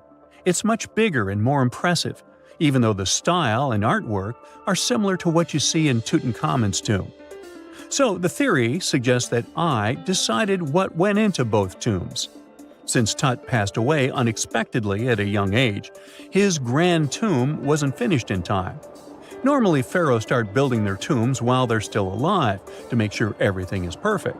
But Tut passed away when he was just 18, so there wasn't enough time. I may have taken advantage of the situation, ordering a smaller tomb for Tut and keeping a larger one for himself. Experts believe this theory explains why Tutankhamun's tomb is so simple and how I managed to wipe his memory from history so easily. But in the end, the story of King Tut's mask and tomb is full of mystery and intrigue. Each new discovery sheds more light on what really happened all those years ago. But one thing is for sure, the secrets of ancient Egypt still have much to reveal, and King Tutankhamun will continue to fascinate people for years to come. The year is 1923. Two teenagers sneak out of their homes in the middle of the night in Florida City. Rumor had it that an old man was building a rock castle by himself. But every time someone tried to see what the old man was doing, he would stop working. The curious teens managed to sneak into Ed's backyard and saw something they could later describe as magic. They recalled seeing rocks moving around like helium balloons. The old man was moving up to 30 tons of stone by himself to build his castle. Even if he didn't allow anyone to see him working, he would proudly talk about it around the town. But whenever people asked how he was building a stone castle all on his own, he simply answered, "I cracked the secret of the pyramids." This story begins in Latvia, Edward Leedskalnin's home country. Edward was born in a small village on January 12, 1887. He was born in a family of stonemasons. which is probably where he learned ancient techniques of building. However, he grew up as a sickly boy, which meant he could never carry much weight or undergo heavy physical activity. At the age of 26, an unfortunate turn of events determined Ed's fate. The love of his life broke off their engagement, and heartbroken Ed decided to move to the United States. He lived in a couple of American states before finally moving to Florida, where his life's adventure started. Ed spent years searching for the right spot of land to build his dream house. He always rejected good farmland. When people wondered why, he only smiled. Finally, when he bought land of his own, it was deemed terrible by his close friends. The soil was bedrock. He could neither plow nor farm it, but it seemed perfect for what he was seeking to build. Ed's close friends would often describe him as eccentric. When asked why he wanted to build a house, he would only say, "It's for my sweet 16. Someday she's coming back." Then, he changed the topic of the conversation. It took Ed about 30 years to finish Coral Castle, and he did it all by himself. He would only work under the cloak of night and never let anyone see what he was doing. The completed Coral Castle embodies a number of unsolved mysteries. If you were to visit the site back then, you'd have to go through a 9-ton, 8-foot-tall revolving gate door that even a kid could push with just one finger. Ed was so proud of this door that he originally named the site Rock Gate Park. It was renamed Coral Castle only much later, after Ed's passing. Once inside, visitors would access the incredible wonders of Ed's constructions: towers, mystic symbols, furniture, and swing sets, all made entirely of monolithic blocks of stone. The stones are set on top of each other, using only their weight to keep them together. And believe it or not, the entire park gathers around 1,100 tons of stone. Today, if you visit Ed's living quarters, you'll even see the simple instruments he used to construct all of this: chisels, hammers, ropes, and pulleys. The type of work he did is difficult even with modern-day equipment, let alone without it. Coral Castle's main mystery lies in how Ed managed to do it. The only photograph of Ed Leedskalnin at work shows a simple leverage structure of a chain hoist attached to a wooden tripod. The tripod was made of old telephone poles with a small wooden box on top. What was in the box is, of course, a mystery. Unfortunately, he took his secrets with him, not sharing the truth of his work with anyone else. Yet, not all is lost, as there are many theories and speculation surrounding what could have happened there. One theory says that there is a harmonic grid inside the Earth's surface, something that would create anti-gravity spots around the globe. It's believed that Coral Castle was built in such a spot. This could explain why it took Ed so long to find land that pleased him. Maybe what he was looking for was a place that allowed him to experiment with anti-gravity forces. Yet, whenever Ed talked about his work, he would say he understood the laws of weight and leverage, and, sure thing, that he had cracked the secret of the pyramid builders. And what secret is that, you might ask? According to Ed himself, it has to do with magnetism. He even published a pamphlet called Magnetic Current. There, he explains that every object has magnetic particles inside of them. A person just needs to understand where they are located inside such objects. This way, objects can be lifted and moved around without much effort, just like moving something heavy underwater. Researchers say that if we assume Ed Leedskalnin and the pyramid builders used the same technique, then it would only have taken 4,700 workers to build the Great Pyramid of Giza, instead of the 20,000 to 100,000 that is currently estimated. But this story just keeps on getting more and more mysterious. In the late 1920s, Ed was finishing the construction of Coral Castle in Florida City. Rumors about his work had spread around town. People said Ed was hiding a stash of money somewhere in his living quarters. One night, a group of men waited until Ed was alone and broke into the castle to rob him. They couldn't find the money, and luckily didn't harm Ed.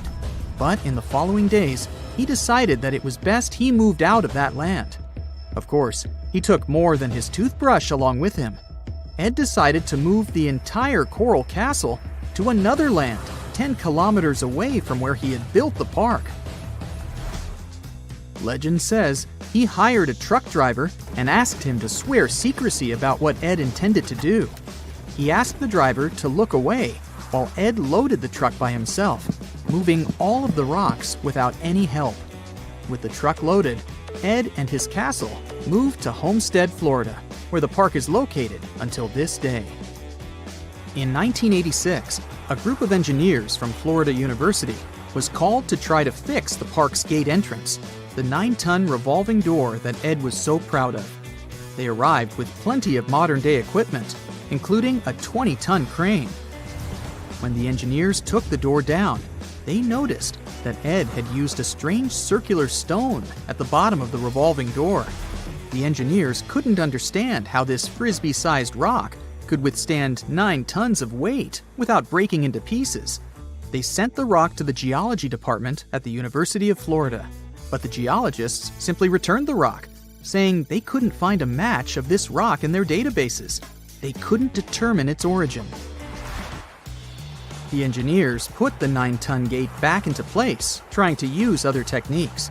At first, it didn't work without the base rock Ed had originally used. So, they had to cut the gate rock to make it work as a revolving door once again, proving that modern-day technology couldn't replicate what Ed had done single-handedly. Fast forward to 2011, and another man claimed to have cracked the code of the pyramid builders and Ed Leedskalnin himself. Wally Wallington, a retired construction worker from Lapeer County, Michigan, has managed to build using similar techniques to those used by Ed. Wallington is known for having built his personal Stonehenge in Michigan. He is said to have used simple machines, such as levers and counterweights, moving around multi-thousand-pound concrete blocks. Unlike Ed, Wallington has shared his techniques with the public. Multiple videos are showing the clever engineering he built from very simple materials. It sure is impressive. The man has moved his entire barn into another property just with the help of simple tools. However, there is no way to prove that these were the same techniques used to build Coral Castle. To this day, the secrets of Coral Castle haven't been unraveled. But hey, we can always keep trying to solve it. Imagine working 7 days a week on a large-scale construction site. You, along with thousands of others, carry millions of stone blocks and put them on top of each other according to a complex system. You work without modern construction equipment. You have no air conditioning or constant access to water. It's so hot outside that you can fry eggs on the road. You've been building the pyramid for decades, and now, when it's finally done, you enjoy the result of the colossal work of thousands of people. You're looking at a giant cultural monument of global value that will freeze in time and amaze people for tens of thousands of years. A few thousand years have passed. People in the 21st century see the pyramids and are like, wow, I can't believe humans have built this. Yeah, the people who built the pyramids wouldn't have appreciated such a theory. But actually, there are reasons to believe that people built it using some fantastic technology. From the outside, it seems the Great Pyramids are just big triangles of stone. People just put some heavy blocks on top of each other, and that's it. In fact, the design seems too perfect to be true. The pyramid consists of more than 2 million blocks. They lay so close to each other and are so even that you couldn't squeeze even a thin sheet of paper between them. Scientists still can't figure out the exact technology for building the Egyptian pyramids. One of the biggest and most famous is the Great Pyramid of Giza. This huge construction, well known all over the world, has one big secret. There should be a capstone on top of the pyramid. It's a triangular-shaped stone block, a small pyramid on top of a huge one. It's also called a pyramidion. The builders of ancient Egypt made it out of granite and limestone and covered it with gold. No records or old drawings prove that there was a pyramidion at the top of the Great Pyramid of Giza. But there's another ancient Egyptian structure with such a triangle, the Red Pyramid. It was built before the Great One, and its capstone has survived to this day. Archaeologists have found and reconstructed it.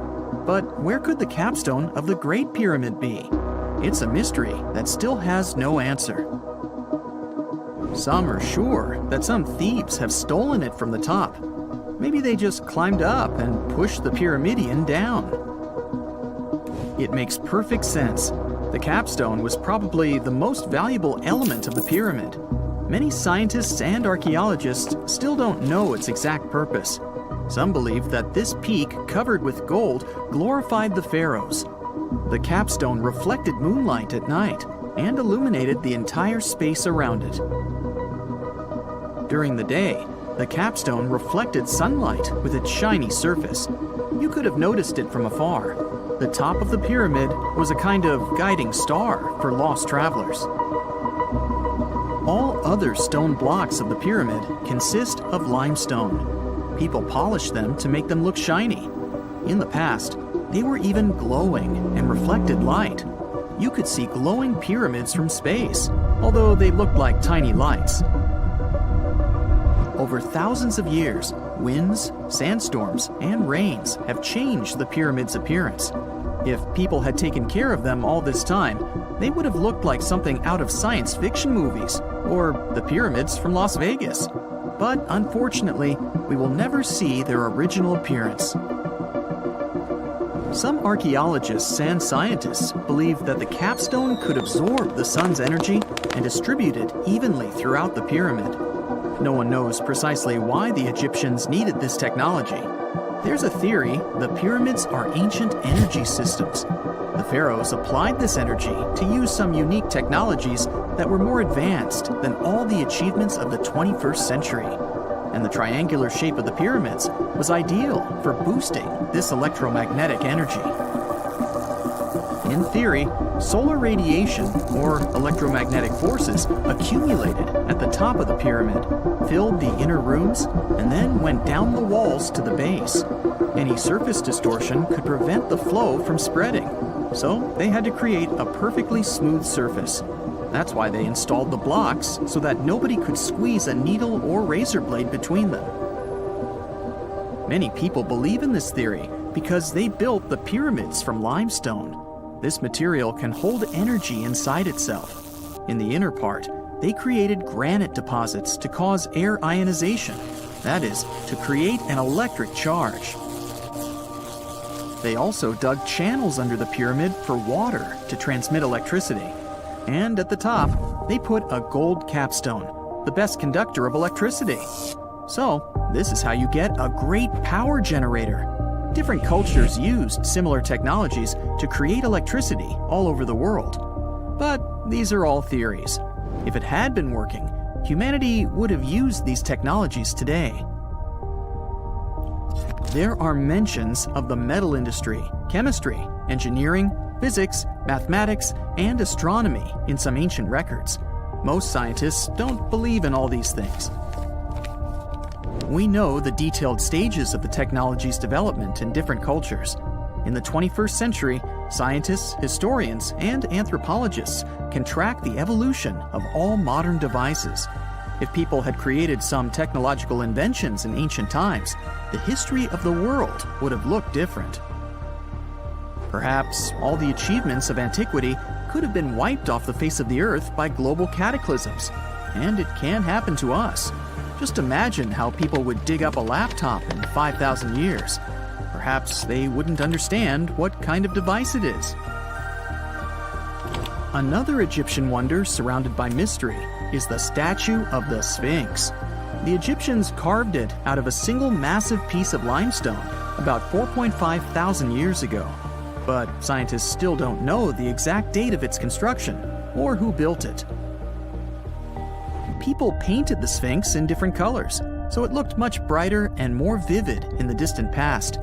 It was shining just like the Great Pyramids. Anyway, time hasn't only changed its appearance, but its name too.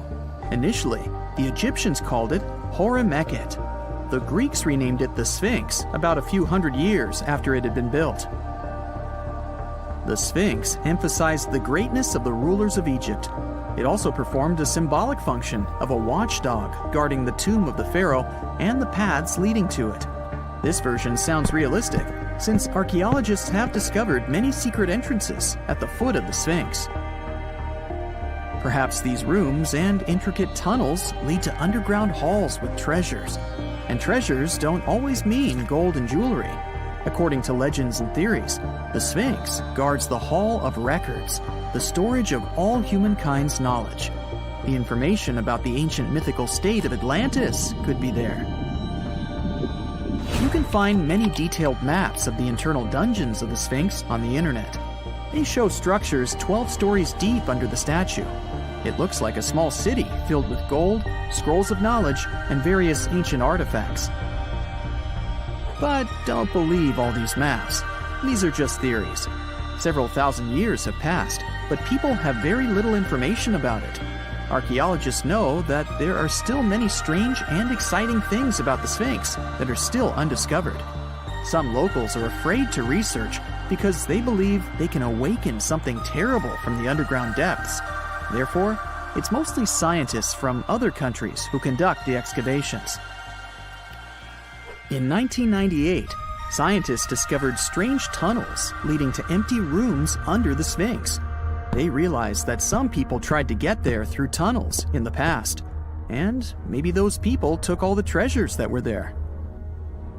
One of the legends says that some powerful artifact lays beneath the Sphinx. Its technology can change the whole world, but the locals are hiding it because it can damage the planet. Some believe that you can find evidence of unknown technologies painted on the granite walls in the pharaoh's tombs. But most likely, these paintings and signs tell us the myths and legends of ancient Egypt. But what if Egyptian symbols and drawings are detailed instructions for using ancient technologies? What if the locals that lived at that time thought, people in the future won't be able to get energy themselves. Let's leave some detailed instructions for them. Anyway, there are many riddles and theories. In reality, the search for answers is a dangerous undertaking, since it's not easy to get into the underground halls. Excavations can ruin the structure of the entire Sphinx. Any person inside the tunnels may get lost and never be able to find their way back.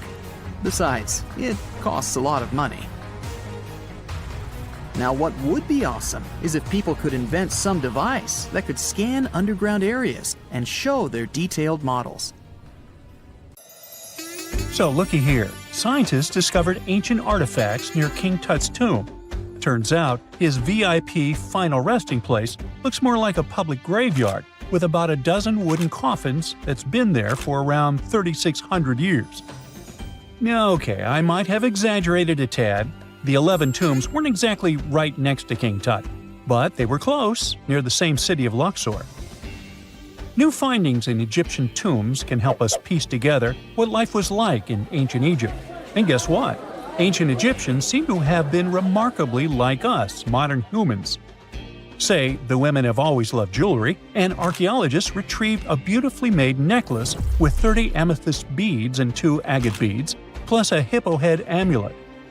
Bet it was all the rage back then. Researchers also discovered 2 copper mirrors.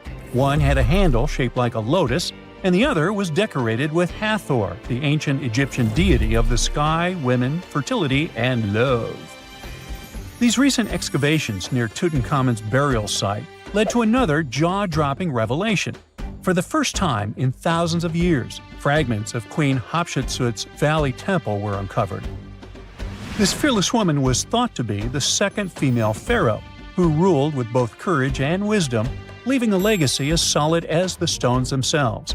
Her temple, hidden for ages, opens a window into a time filled with power, intrigue, and spiritual devotion. Archaeologists found over 1,000 beautifully decorated stone blocks on the outskirts of Hatshepsut's funerary temple. There were very few women who managed to take the throne in ancient Egypt. Another tomb was found nearby, and it belonged to the overseer of Queen Teti Sheri's palace, whose name was Jehuti-Mez. Queen Hatshepsut seems to have even more tombs, aces up her sleeve. These tombs were carved into the rock instead of being built as pyramids, showing a unique ancient perspective on how to protect the soul in the afterlife. Experts managed to retrieve some cool ancient pieces from the site. Toys made of clay, mummy masks, winged scarabs, and some amulets. Sadly, there surely used to be way more artifacts, but over the last centuries, there have been people other than archaeologists to stumble upon this site. It's likely that looters got to these tombs before them and may have taken some valuable items.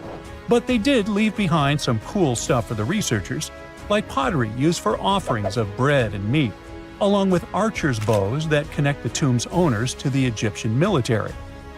Meanwhile, soul protection is way more important than you might think, especially if you're roaming around Luxor looking for ancient secrets. You aren't scared of King Tut's curse, are you? Let me tell you what happened to those who weren't scared, but promise me to take it with a dash of salt, okay? For years, Egyptologists, especially those who believed in paranormal activity, were convinced that there was an unsettling curse surrounding Tutankhamun's archaeological discoveries. This belief stemmed from the mysterious and untimely demise of several excavators who discovered the tomb in 1922 with no logical explanation for why they passed away. It was just easier to chalk it up to something supernatural and avoid the whole mess. But it turns out it wasn't a curse at all. It was likely the radiation that caused those excavators to perish. Now, you might wonder where the radiation came from. After all, while radioactivity was discovered in the 19th century, ancient Egyptians, despite their impressive pyramids, didn't have any radium lying around to make Tut's tomb glow like crazy. So, what could be the real story? It might have been toxic waste behind it all. Toxic levels of radiation from uranium and hazardous waste have been lurking inside the tomb since it was sealed over 3,000 years ago. The burial chamber of Tutankhamun's tomb reportedly has such high radiation levels that anyone who steps inside could easily end up with a fatal dose of radiation sickness or an incurable condition. By the way, you can have a somewhat similar level of radioactivity if you don't get rid of those moldy dinner leftovers you left to perish in your fridge a month ago. But this radioactivity isn't exclusive to Tutankhamun's tomb. Ancient Egyptian artifacts discovery is rewarding yet dangerous due to unusually high radiation levels in Old Kingdom tombs all over Egypt. Geiger counters have detected radiation at 2 sites near the Giza pyramids, and radon, a radioactive gas, has been found in several underground tombs in Saqqara. Interestingly, experts believe that the builders of these ancient tombs were aware of the toxins, as some eerie warnings were carved into the walls of many tombs. One inscription ominously declared, "They that break this tomb shall meet their end by a malady that no doctor can diagnose." Other ominous phrases like "forbidden," "due to evil spirits," only added to the fear that supernatural curses haunted these ancient sites. Ominous signs have stunned archaeologists since forever, but the fear grew even stronger a century ago with the mysterious passing of Lord Carnarvon, who funded King Tut's excavation in 1922 and reportedly explored the treasure-filled rooms, along with several others who entered the tomb. Arthur Weigall, another British Egyptologist who was present at the tomb's opening and is credited with starting the curse myth, passed away young when he was just in his 50s in 1934. Chances are the condition that made him pass was connected to radiation. In total, 6 out of the 26 people who were there when the tomb was opened met their end within a decade from various causes.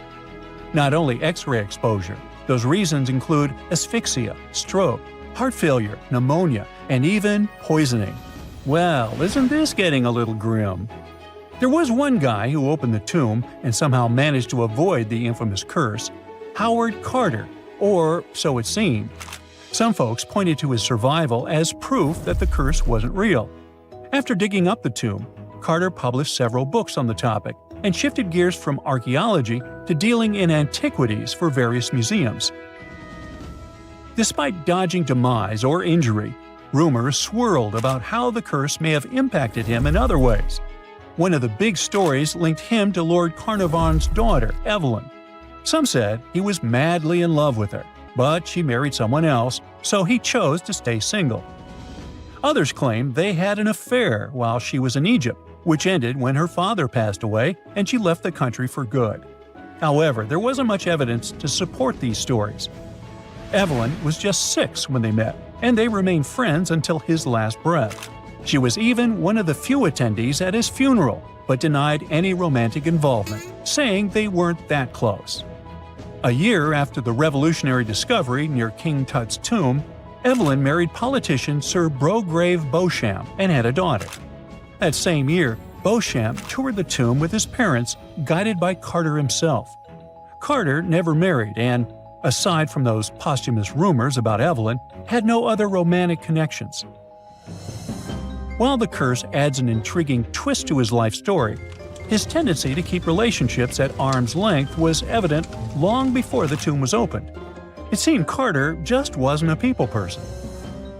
In 1939, after battling a serious illness, he ultimately succumbed to fate. He was 64, which was a pretty common life expectancy in the UK back then, so no one really thought it was off and linked it to an ancient curse.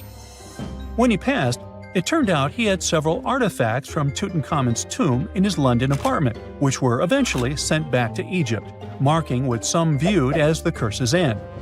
Who knows? Maybe if he hadn't had all those ancient souvenirs at his place, he would have lived way longer. But all the other demises might seem off.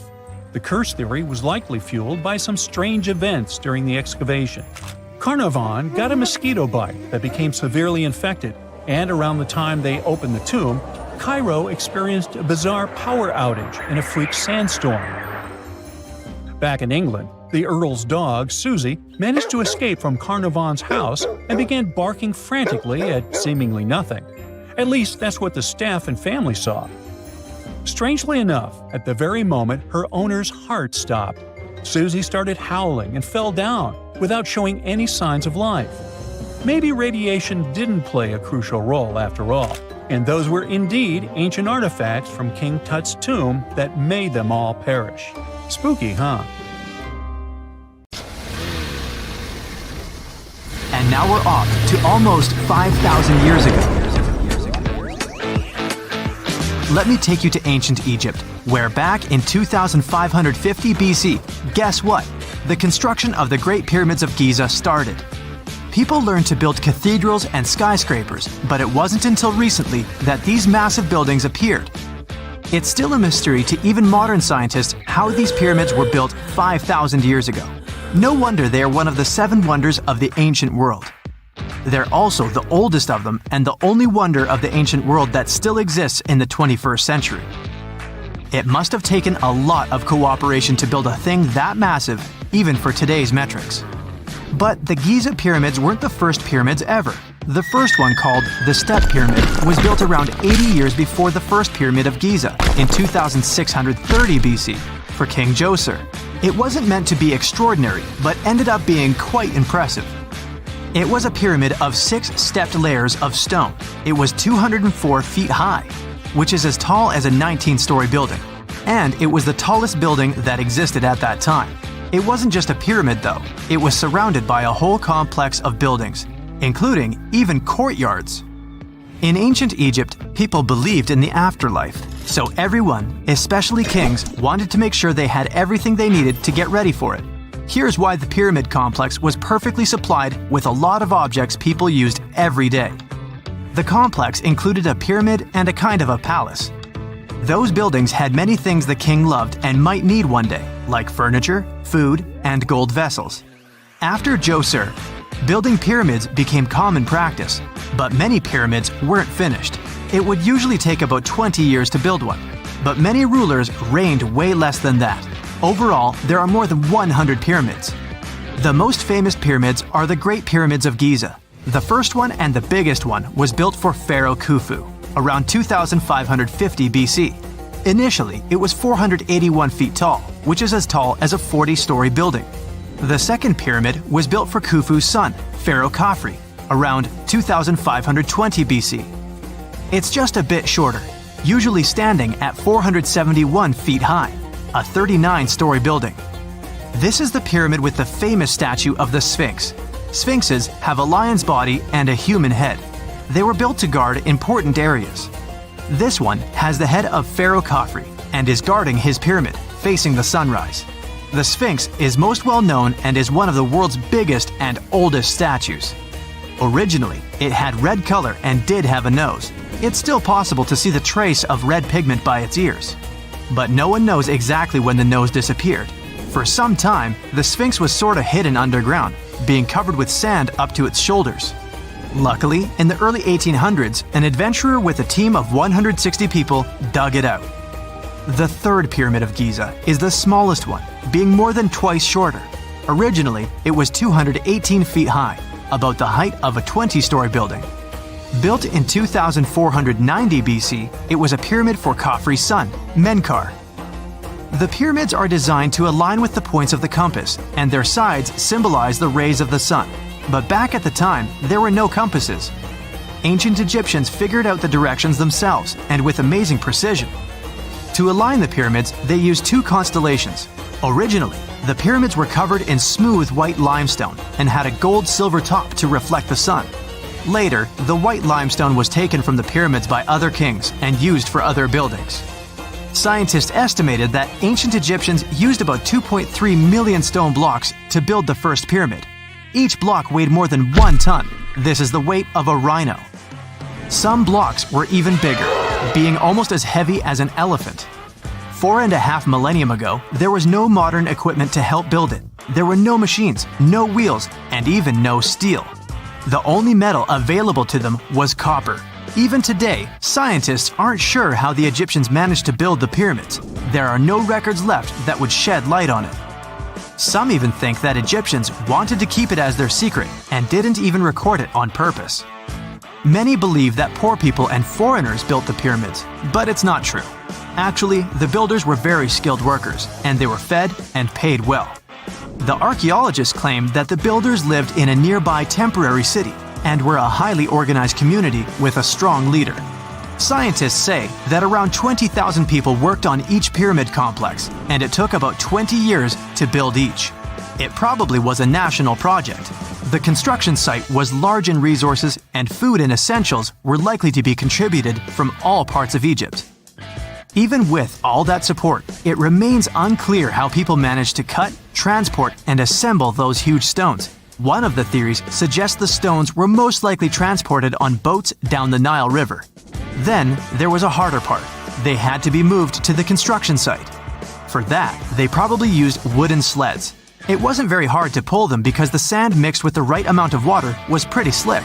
And 10 people could move a sled even with a rock weighing 1 ton pretty easily. Finally, one last problem. The stones had to be lifted and put into place. Archaeologists have discovered the remains of the ramps system that dates back to when the pyramids were built. Most likely, the Egyptians designed a unique system to move and pull huge stone blocks, but no one knows what it looked like exactly. The most common opinion is that there were several ramps around the pyramid to help move the blocks. The ramp was growing with the pyramid getting higher. They suppose people were walking up the stairs, pulling the stone on the wooden sled up in the middle on the sandy ramp. But this is just one of the options. Others say that the ramps were going around the pyramid. Some say the ramps were inside the pyramid. But we'll never know for sure, and it'll forever remain a mystery, just like the ancient Egyptians wanted. Surprisingly, there's not much inside the pyramids. Most of it is just solid stone with very little open space. But let's take a quick look inside the biggest of the pyramids of Giza.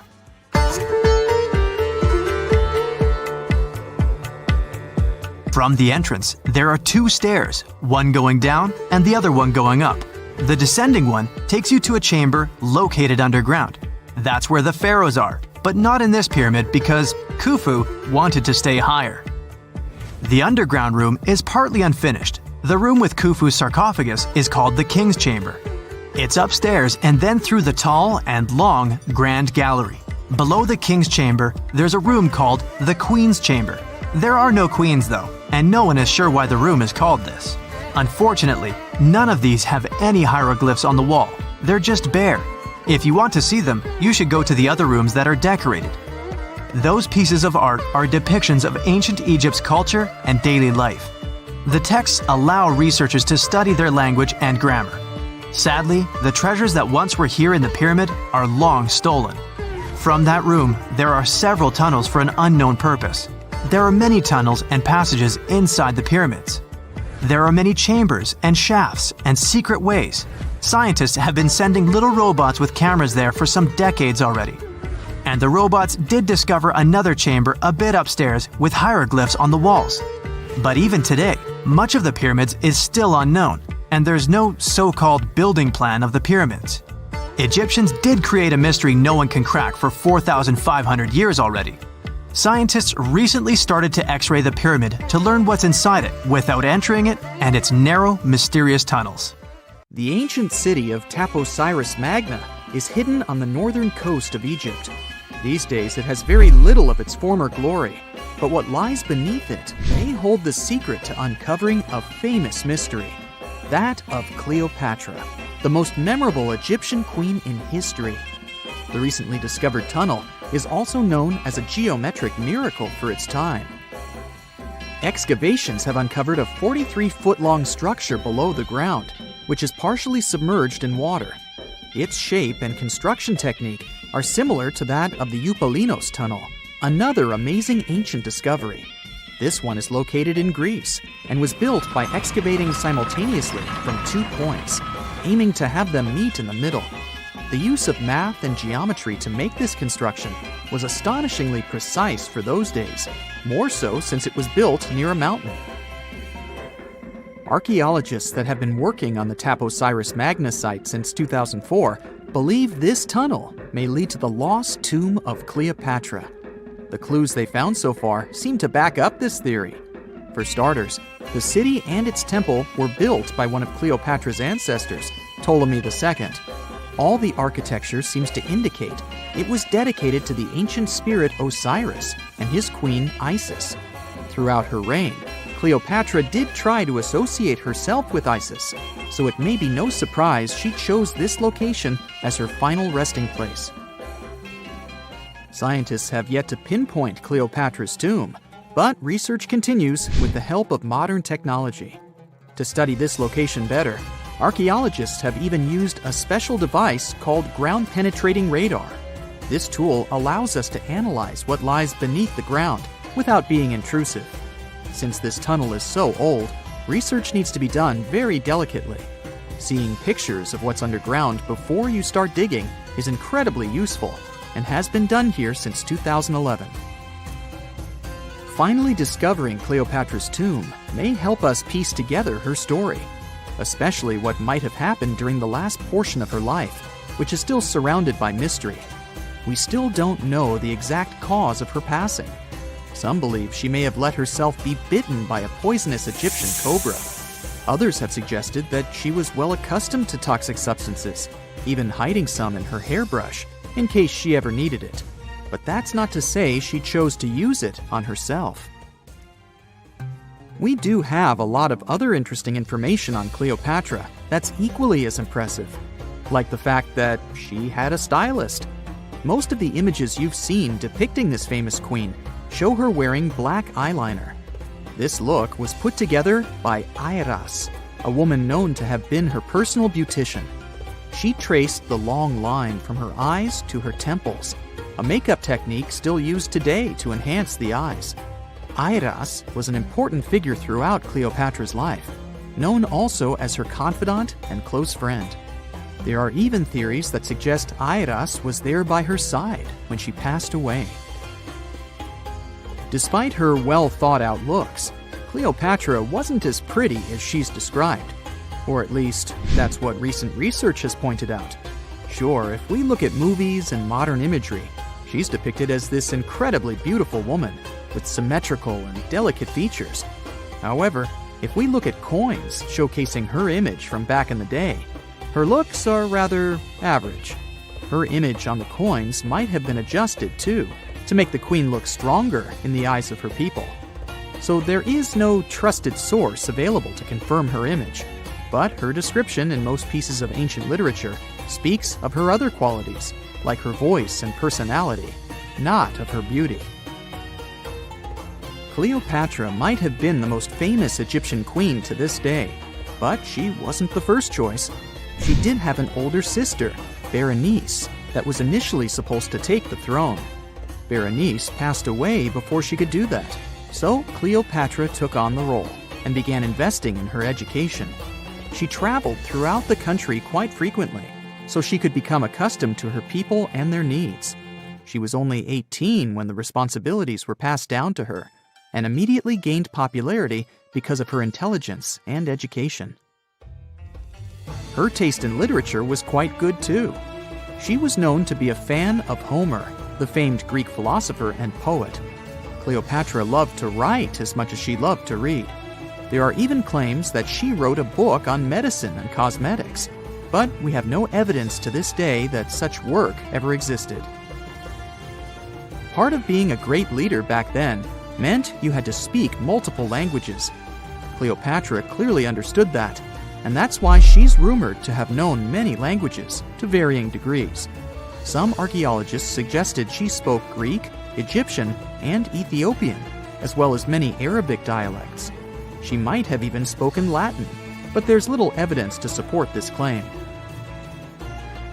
She might not have had angelic looks, but Cleopatra was really careful with the way she looked, even with her diet. She was known to have enjoyed simple meals, including a variety of fish. Since she lived close to the Mediterranean Sea, it's really no surprise. As a treat, she liked to eat stuffed pigeons, which she also served to her guests. Other dishes on the menu included vegetables and fava bean soup. Fruits and nuts weren't missing from her diet either, and she was also a big fan of honey. Recently, a team of experts has even tried to recreate her famous perfume. Think of it like the ancient equivalent of Chanel No. 5. Cleopatra was known to be a fan of luxurious scents, which she believed could even influence how people treated her when they met.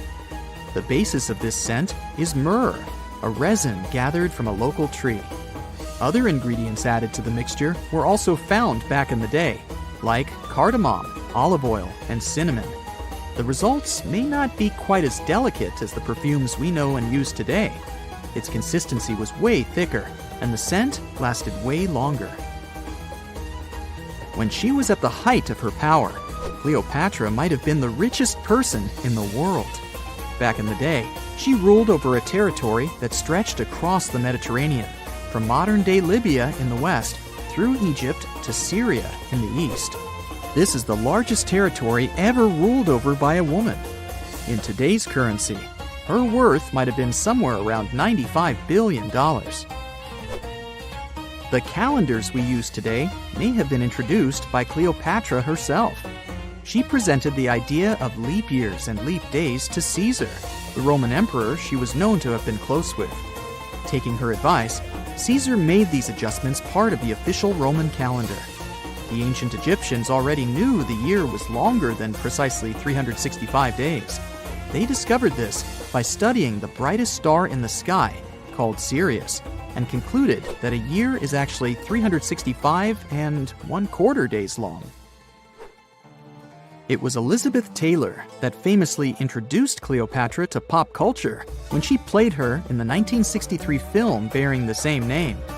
Up until that point, it was the most expensive film ever made. It was originally supposed to cost somewhere around $2 million, but ended up costing a mind-boggling $44 million. That's mostly because of script and production issues. To make this iconic movie, producers created 79 sets from scratch, as well as over 26,000 costumes for the cast. Elizabeth Taylor's Cleopatra costumes alone cost somewhere around $200,000.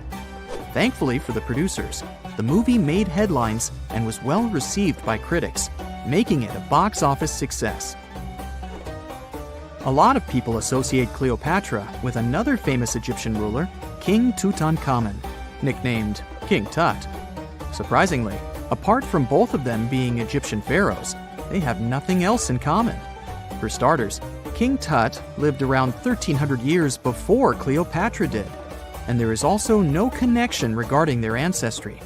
Cleopatra had Macedonian Greek roots, while King Tut was a native Egyptian. We all know some iconic symbols. The Statue of Liberty screams USA. The Eiffel Tower represents Paris. And this mask? Undoubtedly, it's Tutankhamun's, right? Sometimes it feels like historians have squeezed every last drop out of the King Tut story. But guess what? The most obvious details often slip right under our noses. Like the fact that this famous mask didn't actually belong to him, nor was it ever meant for him. Stick with me for the details. Can we get a close-up of that mask? Thanks. See those holes? Yep, they're for earrings. And no, it's not that they had anything against jewelry, but back in ancient Egypt, earrings were typically worn by high-status women or kids. Now, if you know your history, you might say, but Tut was a boy king, wasn't he? You're spot on. He began his reign at just 9 years old. Sadly, that didn't last long as he passed away at a very young age. So when he was 9, he might have worn earrings, but he probably took them off when he hit that no earrings age. Sounds reasonable, right? Actually, not quite. That would have been pretty strange since nobody expected him to pass away young. Certainly not at 9. So no one was preparing a kid's mask for a burial. It's this untimely demise that suggests that the mask used was simply the best option available when Tut passed away. There are more clues pointing to the idea that the mask was found in a hurry. Let's think about this. Even though Tut was mummified and his body could wait a bit, his loved ones wanted him to reach the afterlife ASAP.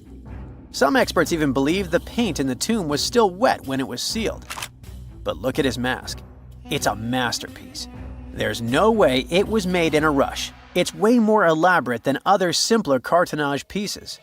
The renowned mask of King Tut stands 21 inches tall, adorned with precious stones, and features a golden beard that weighs 5.5 pounds, making the entire mask 22.5 pounds.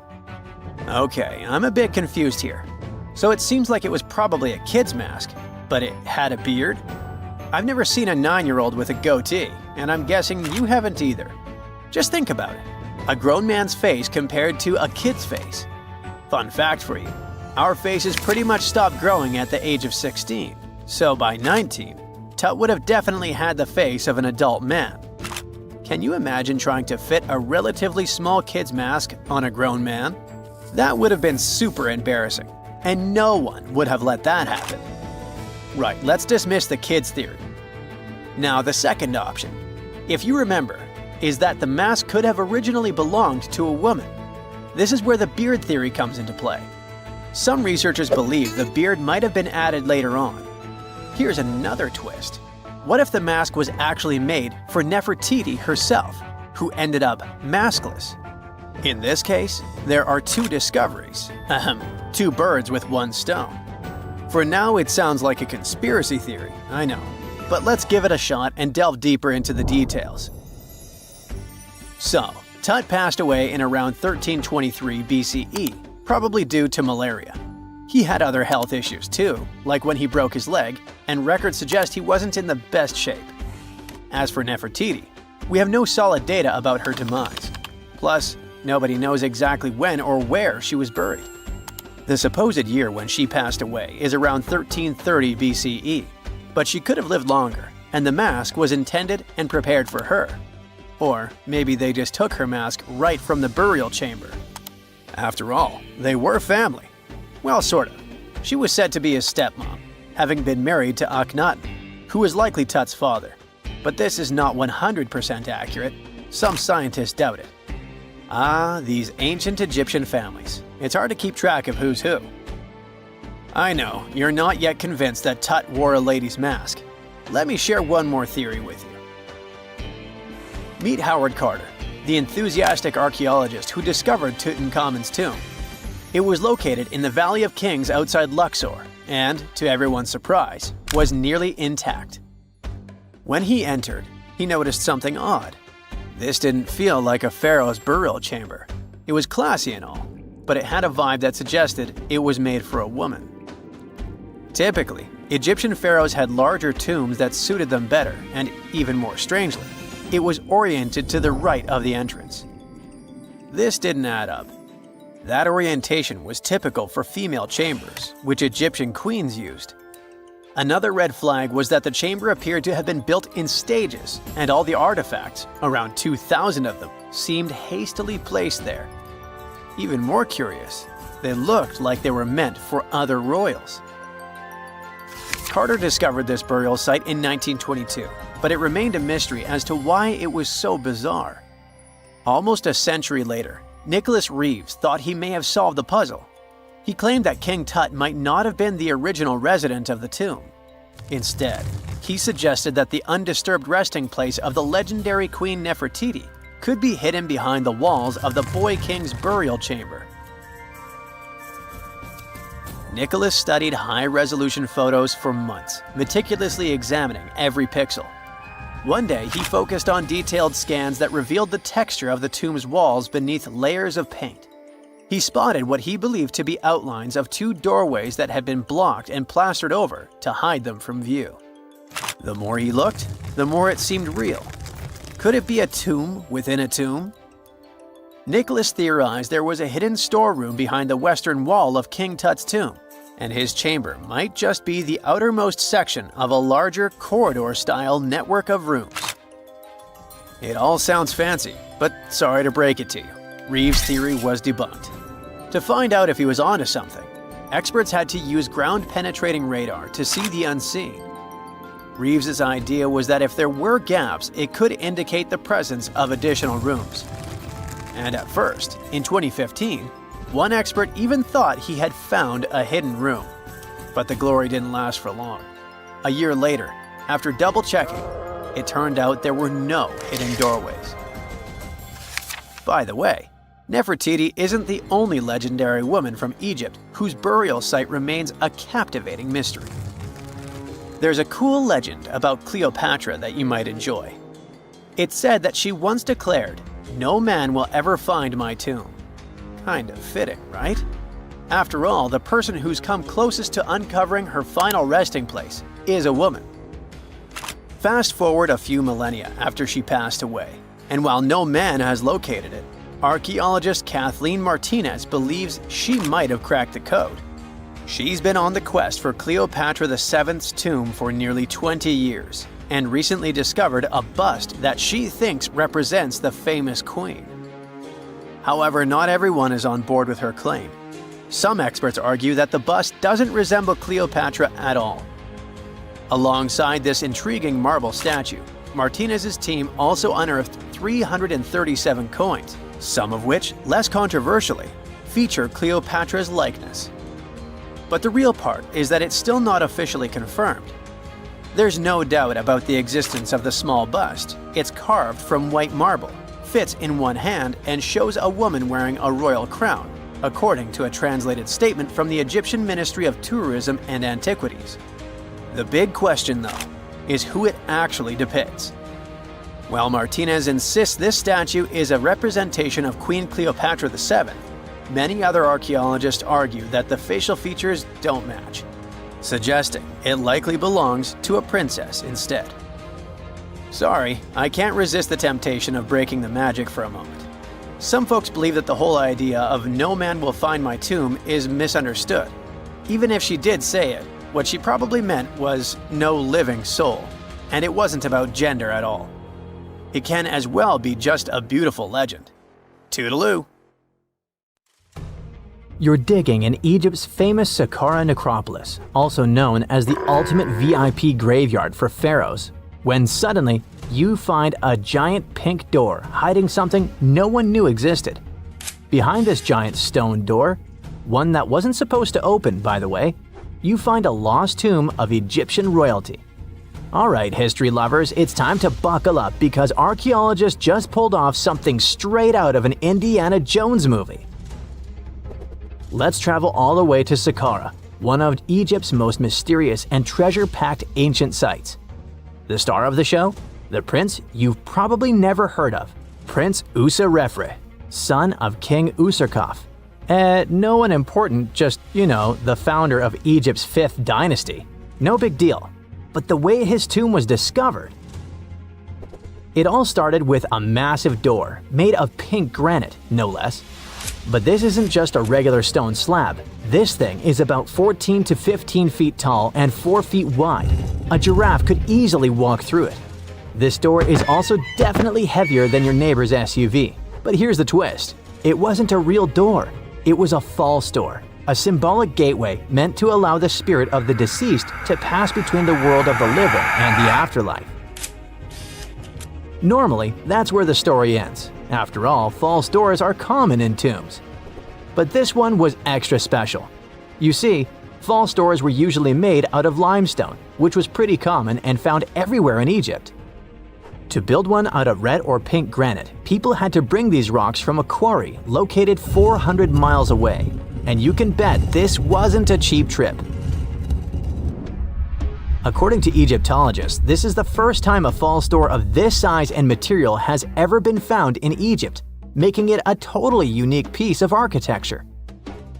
Aside from being super expensive, this one had a surprise behind it too. When the team of researchers investigated further, they realized that this false door actually hid a real entrance. And what did it lead to? A hidden tomb, packed with statues, relics, and secrets from over 4,000 years ago. The tomb belonged to Prince Userefre, but you can call him Wasar-Efra, or Wasar-Efra too. Despite being totally erased from history, this fella was no minor noble. The hieroglyphs on the pink granite door listed him as the hereditary prince, governor of Buto, En Nekeb, royal scribe, minister, judge, and priest of chance. Phew! He was like the ancient Egyptian version of Daenerys Targaryen.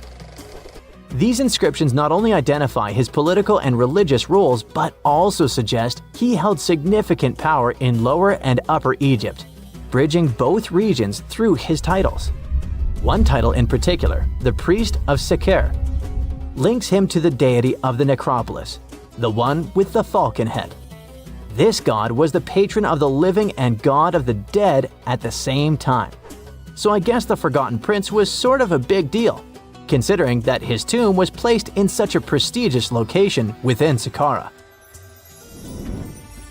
What's even more mysterious is that Prince Userefre doesn't appear in official king lists or royal family trees, which makes us wonder if he passed away before he could rule, or if his legacy was deliberately erased in one of ancient Egypt's classic political dramas. Some scholars now believe his erasure might be connected with shifting religious or political power struggles during the early 5th dynasty, especially as his father Usarkaf was reshaping Egypt's religious order. And speaking of his father, King Usarkaf was a total game changer. He wasn't just the founder of the 5th dynasty, he also kicked off a religious revolution by promoting the sun god Ra over older deities. That's right, Usarkaf built the very first sun temple at Abu Sir, setting off a dynasty-wide obsession with solar worship. After Usarkaf wrapped up his short but revolutionary reign, a whole lineup of pharaohs took the stage. Sahure, Nefertiti, Nusret-Ini, basically the boy band of the 5th dynasty. And these guys were all about two things: building pyramids and making money.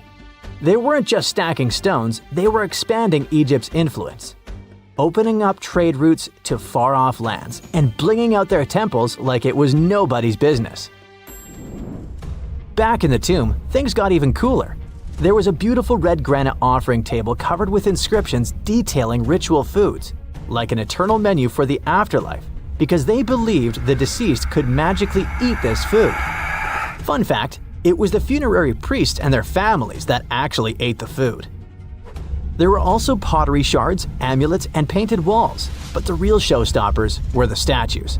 And this is exactly where things get weird, in a good way.